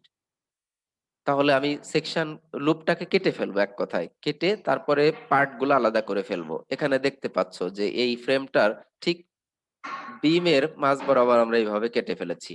কেটে তাহলে লেফট সাইডের একটা পার্ট হয়ে গেল, রাইট সাইডের একটা পার্ট হয়ে গেল। তো আমার এই যে লেফট সাইডের যে এলিমেন্ট দেখো, সেটার এর সাপোর্ট হচ্ছে, কলামের সাপোর্ট হচ্ছে হিঞ্জ। তাহলে এখানে 2টা আননোন রিয়াকশন। আর একটা বিম আমি যদি এখানে কেটে ফেলি, তাহলে সেখানে যেহেতু বিমটা আসলে লেফট পার্টের সাথে রাইট পার্ট রিজিডলি জয়েন্ট, তার মানে এটা একটা ফিক্স সাপোর্টের মতো। তাহলে সেখানে ভার্টিক্যাল কম্পোনেন্ট থাকবে, হরাইজন্টাল কম্পোনেন্ট থাকবে, আবার মোমেন্টও থাকবে। তো এজন্য এখানে যে দেখো 3টা কম্পোনেন্ট দেখানো হয়েছে, রাইট সাইডেও সেই 3টা কম্পোনেন্টই দেখানো হয়েছে। আর রাইট সাইডের এলিমেন্টের যে কলাম রিয়াকশন বা কলাম সাপোর্টিং সাপোর্ট, সেটা হচ্ছে একটা রকার, যেটা আসলে শুধু ভার্টিক্যাল রিয়াকশন দিতে পারে। তো এইভাবে আমরা ফ্রি বডি করে এর ফোর্স গুলা দেখিয়ে ফেললাম। দেখানোর পর আমাকে কি করতে হবে? Notice that only one section through the loop is required. এইটার জন্য জাস্ট দেখো, লুপটাকে আলাদা করার জন্য শুধু একটা সেকশন নিতে হয়েছে। এখনো তুমি বলতে পারো যে স্যার, আমার কি তাহলে এই কলামের মধ্য দিয়ে এখানে সেকশন নেওয়া জরুরি? এখানে কি আমি এইভাবে নিলেও কি হতো? হতো না, কারণ তখনও তোমার এই যে এলিমেন্ট গুলা আলাদা থাকতো না আর কি। বা হতো অ্যাকচুয়ালি, এখানে সেটাও সম্ভব হতো। বাট ওয়াইজ হচ্ছে, দেখো এইভাবে করলে আমার টোটাল এলিমেন্টটা 2টা আলাদা হয়ে গেল। এখানে আবার কোনো লুপ থাকলো না আরকি। সো এমন ভাবে কাটবো যাতে করে মানে খুব কম সংখ্যক কাটের মাধ্যমেই আমার এটার এলিমেন্ট ফোর্স নির্ণয় করা সম্ভব হয়। So notice that only one section through the loop is required. Since the unknowns at the section are determined, the internal forces at any point in the members can then be found using the method of sections and equations of equilibrium. তো আমি এখন equilibrium equation use করে এটা আসলে analysis করে শেষ করতে পারবো। তো a second example of this is shown in figure 221b. এখানে আরেকটা এক্সাম্পলও দেখো, এই যে এই এলিমেন্টটা এরকম একটা যদি বিল্ডিং এর ফ্রেম হয়, তাহলে এখানে দেখো কলাম গুলা ফুটিং এর সাথে ফিক্স সাপোর্টেড আছে, আর কলাম বিম কানেকশন গুলো সব হচ্ছে রিজিড। ঠিক আছে, এগুলো হচ্ছে রিজিড কানেকশন। তাহলে এটাকে লুপ আলাদা করার জন্য আমি কি করব, কোন কোন সেকশন বরাবর কাট করব, ঠিক এই বরাবর একটা কাটবো আর এই বরাবর একটা কাটবো, এই দুইটা কাট নিলেই হয়ে যাচ্ছে। তাহলে এটা কাট নিয়ে দেখো, এই যে লেফট সাইডের এলিমেন্ট এটা দেখালাম, মাঝের এলিমেন্ট এই যে এটা দেখাচ্ছি, আর রাইট সাইডের এলিমেন্ট এটা দেখাইলাম। তাহলে এই যে এখানে সাপোর্ট রিঅ্যাকশন প্রত্যেকটারই column to footing support reaction হচ্ছে 3টা করে, আর যেখানে কাটা পড়েছে সেখানেও দেখো রিজিড জয়েন্ট যেহেতু, তার মানে 3টা ফোর্স কম্পোনেন্ট থাকবে, যেখানে কাটা পড়েছে সেখানে 3টা ফোর্স কম্পোনেন্ট। তো এটা এগুলার এভাবে আমি কাট করে ফ্রি বডি করে ফোর্স কম্পোনেন্ট দেখাইলাম। এখন এর ডিগ্রি অফ ইনডিটারমিনেসি, ডিগ্রি অফ ডিটারমিনেসি কি করে নির্ণয় করব, এই টোটালটা এখন অ্যানালাইসিস করো। তাহলে আমার এখানে আননোন রিঅ্যাকশন বা আননোন ফোর্স কয়টা, এখানে 2টা, এখানে একটা, 3টা, আর এই যে টপ বিমে 3টা, মাঝের বিমে 3টা, তাহলে মোট হচ্ছে 9টা আননোন রিঅ্যাকশন, তাই না? সেই জন্য এখানে আর ইকুয়াল টু লিখেছে 9। আর এখানে কম্পোনেন্ট কয়টা হলো, এখন লেফট কম্পোনেন্ট রাইট কম্পোনেন্ট 2টা হয়েছে মাত্র, এই জন্য n ইকুয়াল টু 2। তাহলে এটার r মাইনাস n 3n এর ভ্যালু কত, 9 মাইনাস 6 মানে হচ্ছে 3। তাহলে এটা থার্ড ডিগ্রিতে indeterminate, statically indeterminate to the third degree. ঠিক আছে, তাহলে এই ফ্রেম অ্যানালাইসিসের জন্য আমার 3টা অ্যাডিশনাল কম্প্যাটিবিলিটি ইকুয়েশন লাগবে যদি এক্সাক্ট অ্যানালাইসিস করতে চাই, আর অ্যাপ্রক্সিমেট অ্যানালাইসিস করতে চাইলে 3টা অ্যাজাম্পশন লাগবে এখানে। ঠিক আছে, এখানে অ্যাডিশনাল আরো 3টা অ্যাজাম্পশন লাগবে। অনুরূপভাবে এই ফ্রেমের জন্য স্ট্রাকচারাল ইনডিটারমিনেসি নির্ণয় করতে হলে রিঅ্যাকশন কম্পোনেন্ট কয়টা, এই যে 3 সাপোর্টে 3টা করে, তার মানে তো মোট 9টা, আর বিম কাটা পড়েছে 1 2 3, সেখানে আরো 3 3 এ 9টা, তাহলে মোট রিঅ্যাকশন কম্পোনেন্ট হচ্ছে 18। আর নাম্বার অফ এলিমেন্ট কয়টা, 1 2 3। তাহলে আমার ইকুইলিব্রিয়াম ইকুয়েশন ওই r মাইনাস 3n যদি আমরা অ্যাপ্লাই করি, তাহলে 18 মাইনাস 3 টাইমস 3, তাহলে এটা রেজাল্টেন্ট থাকে হচ্ছে 9। তার মানে এটা statistically indeterminate to the 9th degree. তো এভাবে একটা 100 স্টোরি বিল্ডিং যদি হয়, এটা দেখবা হয়তো 3400 ডিগ্রি, 3400 ডিগ্রিতে ইনডিটারমিনেট। তার মানে এটা বুঝতেই পারছো যে কতগুলা কম্প্যাটিবিলিটি ইকুয়েশন লাগবে, এবং সেটার এই হ্যান্ড ক্যালকুলেশন করে আসলে সম্ভব না। আমরা যে কম্পিউটার সফটওয়্যার ইউজ করি তারা খুব এফিশিয়েন্টলি এটা ক্যালকুলেট করতে ফেলতে পারে। এমনকি আমি একজন প্রখ্যাত স্ট্রাকচারাল ডিজাইনার বর্তমানকার সময়ের, এই যে ম্যাগনুসন ক্লেমেনকিক অ্যাসোসিয়েটস এর রন ক্লেমেনকিক, যে প্রায় 100টার বেশি, প্রায় 70 তলা 70 স্টোরি বিল্ডিং এর বেশি ডিজাইন করে ফেলেছে আর কি। সো ম্যাগনুসন ক্লেমেনকিক অ্যাসোসিয়েটস এটা মানে renowned structural firm. University of California বার্কলের একজন প্রফেসর, ওনার নাম হচ্ছে জ্যাক পি মেলে। ওনাদের একটা লেকচারে দেখেছিলাম যে ওই 70 স্টোরি সেলস ফোর্স টাওয়ার, যেটা সান ফ্রান্সিসকোর সবচেয়ে টলেস্ট টাওয়ার আর কি, এখন কনস্ট্রাকশন চলছে। তো ওইটার ডিজাইনে ওনারা ওয়ার্ল্ডস ফাস্টেস্ট কম্পিউটারও যদি ইউজ করে, তাহলে একটা অ্যানালাইসিস রান করার জন্য অ্যাটলিস্ট 1 ডে দরকার।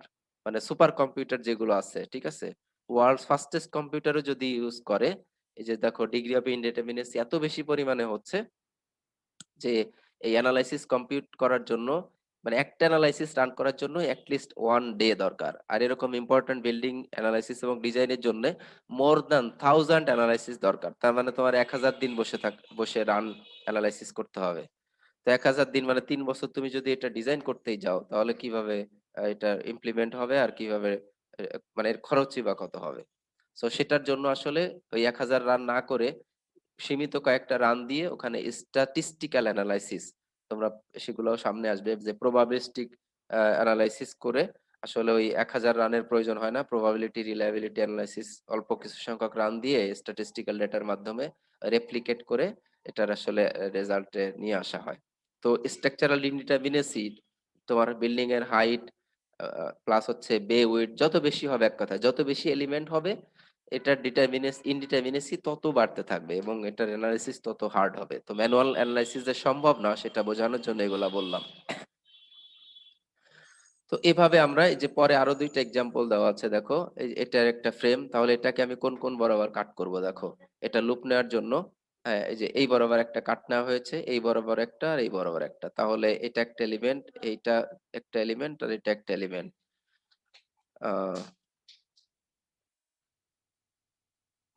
এই ডান পাশে এটা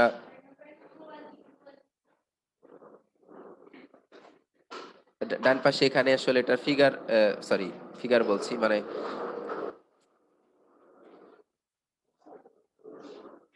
ডান পাশে এটার রিয়াকশন কম্পোনেন্ট গুলো দেখানো হচ্ছে। সরি একটু শব্দ হচ্ছিল। এরপরে হচ্ছে এখানে তাহলে রিয়াকশন কম্পোনেন্ট গুলো দেখাইলাম, আর সেটার এখানে যে প্রত্যেকটা এলিমেন্ট কাট করার পরে যেটা আসছে সেটা এখানে দেখানো হলো এবং দেখিয়ে এর স্ট্যাটিক্যালি ইনডিটারমিনেসি বের করা হলো। এটা আসলে দুই ভাবে করা যায়, দেখো এক হচ্ছে আহ এইটাতে যেহেতু কোনো ক্লোজড লুপ নাই সেভাবে করে এখানে দেখিয়েছে, দেখো তাতেও যেমন statically indeterminate to the 6 degree আসছে, আর এখানে যে ডিটেইল কাট করার পরেও ওই একই ভাবে দেখো structural indeterminate to the 6 degree আসছে, দুই ভাবে এখানে দেখানো হয়েছে। আচ্ছা, এইভাবে আমরা আসলে প্রত্যেকটা বিভিন্ন মেম্বারে স্ট্রাকচারাল ডিটারমিনেসি নির্ণয় করব। আর তাহলে তার এক্সাক্ট অ্যানালাইসিস বা অ্যাপ্রক্সিমেট অ্যানালাইসিসের জন্য কতগুলা কম্প্যাটিবিলিটি ইকুয়েশন বা কতগুলা অ্যাপ্রক্সিমেশন দরকার, অ্যাজাম্পশন দরকার, সেগুলোও জানতে পারবো। এরপরে আসি স্ট্রাকচারাল স্টেবিলিটিতে। To ensure the equilibrium of structure or its members, it is not only necessary to satisfy the equations of equilibrium, but the members must also be properly held and or constrained by their supports. তো equilibrium অর্জন করলেই শুধু হবে না, এটাকে properly hold করতে হবে তার জায়গাতে, তার মানে প্রপার কনস্ট্রেন্ট তোমাকে দিতে হবে, সেটাই আসলে স্টেবিলিটি এনশিওর করবে। স্টেবিলিটি মানে কি, যে অবস্থায় আছে ঠিক ওই অবস্থায় থাকবে, কোনো কলাপসিবল মেকানিজম ফর্ম করবে না, বা এটা স্ট্যাটিক থাকার কথা এটা ডাইনামিক হয়ে যাবে না, মানে মুভ করবে না, এরকম কিছুটা ডিসপ্লেসমেন্ট হবে কিন্তু কলাপস মেকানিজম আমরা দেখাবো। ফর এক্সাম্পল এরকম যদি হয়, তুমি এমন একটা ফ্রেম করলে, ধরো এটা একটা এখানে একটা এলিমেন্ট দিলাম, এটা একটা হিঞ্জ, এটা একটা হিঞ্জ, আর এই প্রত্যেকটা এলিমেন্টই হচ্ছে হিঞ্জ, তাহলে যদি এখানে ল্যাটারাল লোড আসে কি হবে, এটাই যে এরকম ভাবে ডিফর্ম করে এরকম ভাবে দেখো কলাপস করে যাবে, ঠিক কি না? এরকম ভাবে কিন্তু এটা কলাপস করবে। তো এটা কিন্তু কলাপস মেকানিজম ফর্ম করলো। বাট এটাতেই আমি যদি এমন কিছু করতাম, এই এলিমেন্টটাই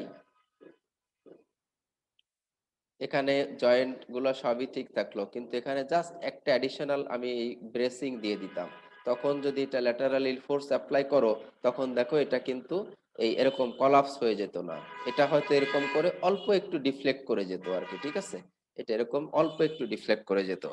অথবা আমরা এটাকে এমন ভাবে করতে পারতাম যে এই এলিমেন্ট গুলা জয়েন্টটাকে আমি এখন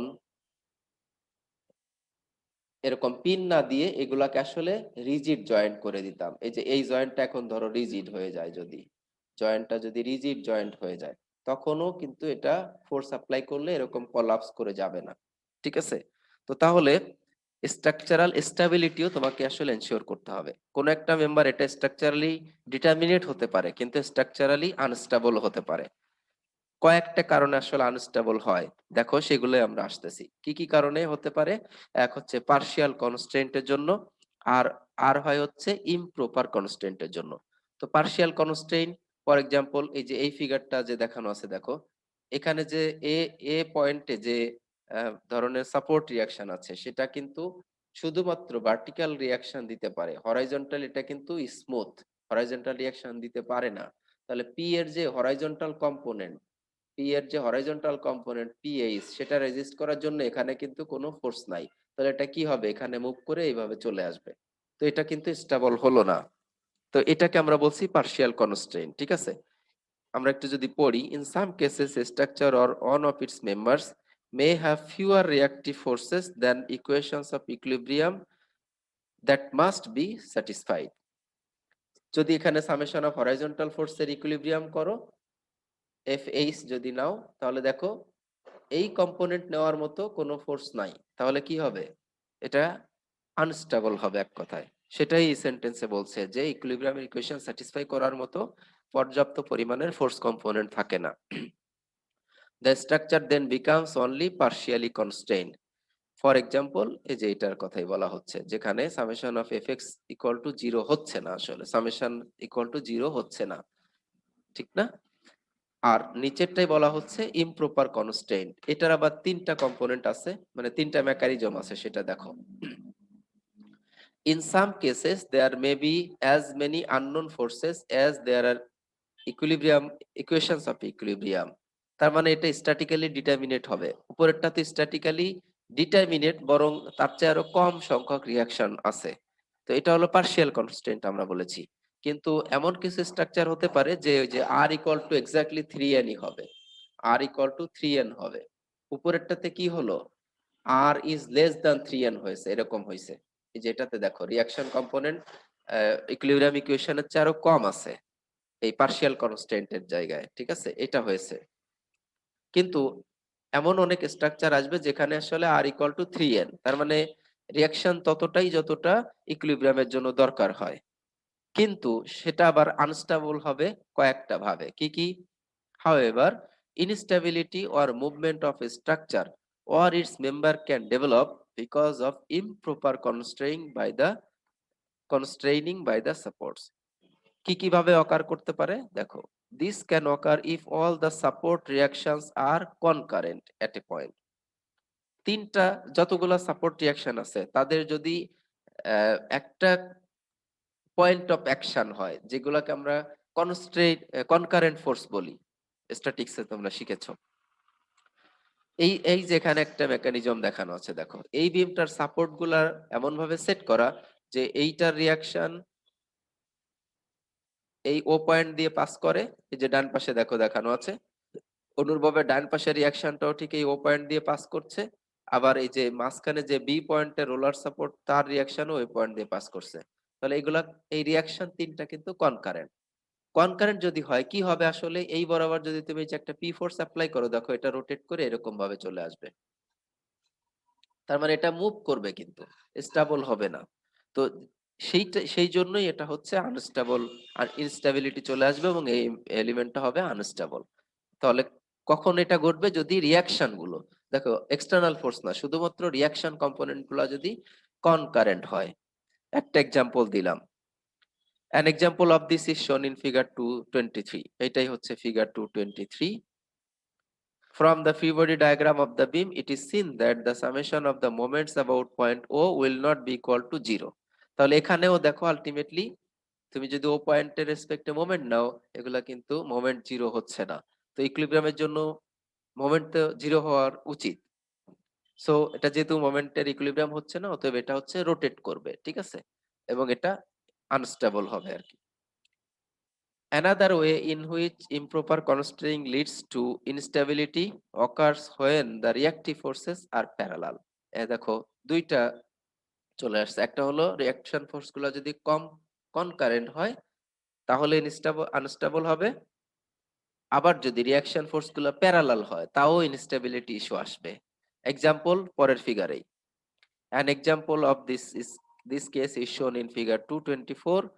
এই দেখো এখানকার যে রোলার আমরা জানি শুধুমাত্র ভার্টিক্যাল রিঅ্যাকশন নেয়, এই যে এখানে দেখানো আছে তিনটাই রোলার, তিনটা ভার্টিক্যাল ফোর্স, ভার্টিক্যাল রিঅ্যাকশন পাচ্ছ।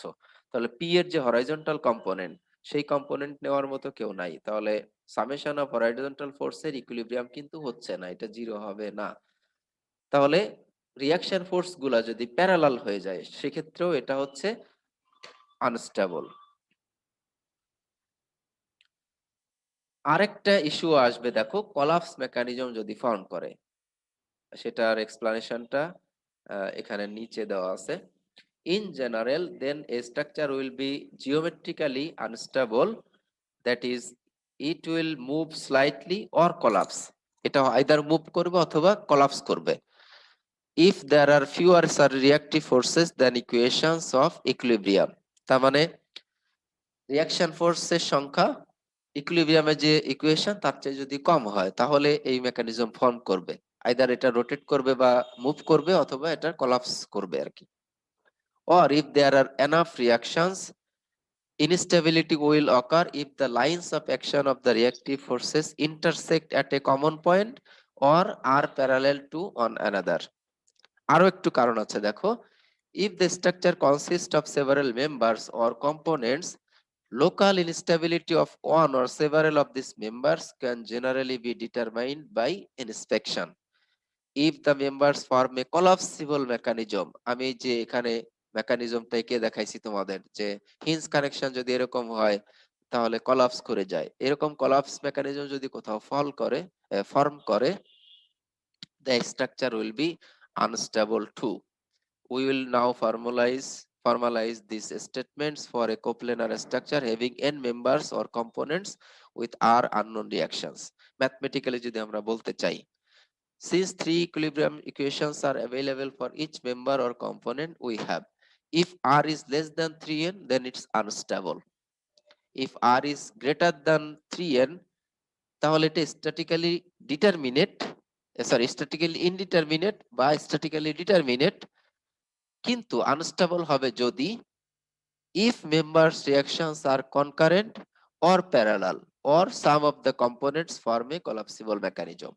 আমি একটা ব্রিজের এক্সাম্পল দিয়ে এভাবে যদি দেখাই, দেখো এরকম একটা বিম আমরা হয়তো কল্পনা করতে পারি, এটা একটা হিঞ্জ ধরো আর এটাও একটা হিঞ্জ যদি দেই, তাহলে এখন আমাকে কেউ বলতে পারো যে আমার এখানে একটা ফোর্স যদি আমি অ্যাপ্লাই করি, এই স্ট্রাকচারটা কি স্টেবল নাকি আনস্টেবল? এখানে কোনো ফোর্স অ্যাপ্লাই করলে এই ক্যান্টিলিভার পার্ট আসলে এই রিঅ্যাকশন নিতে পারবে। অনুরূপভাবে এখানে কোনো যদি ফোর্স অ্যাপ্লাই করো, এক্সকিউজ মি,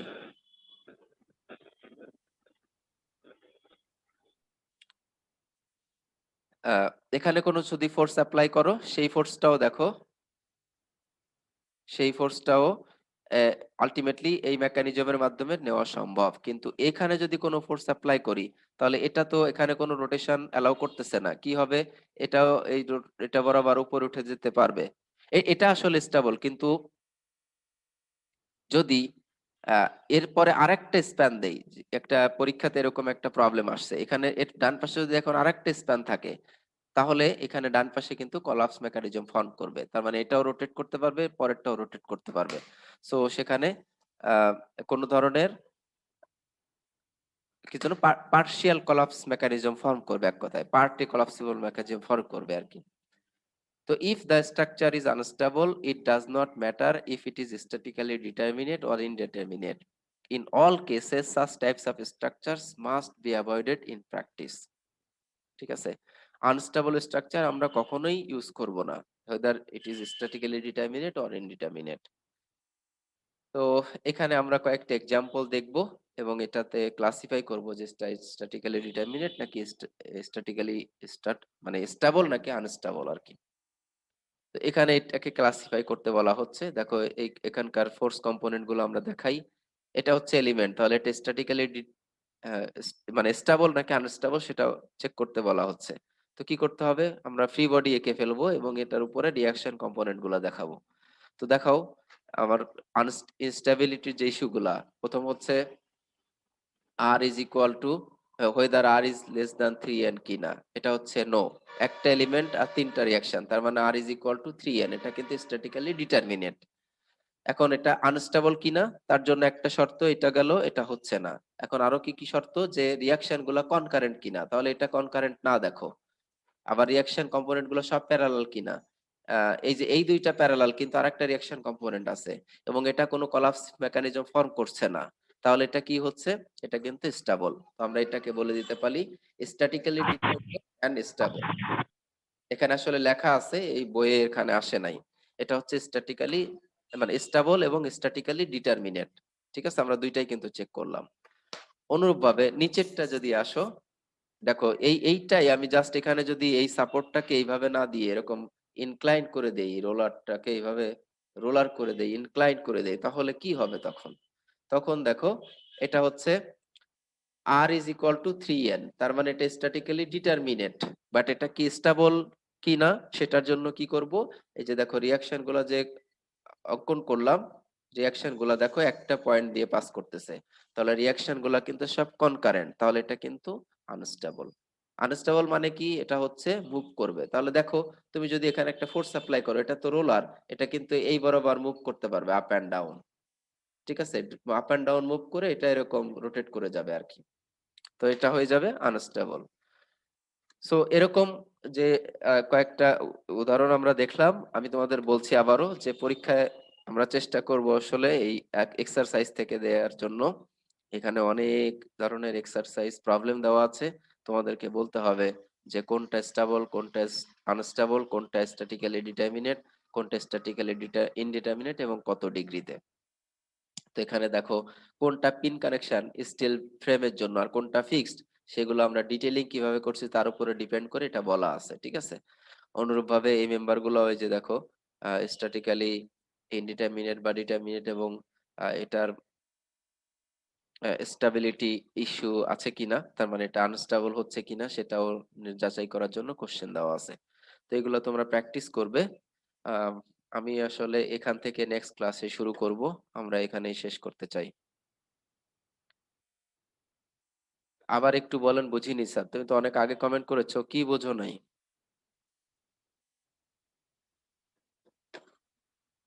স্যার অনেক আগের একটা ওই সময় জিজ্ঞেস করছিলাম, এখন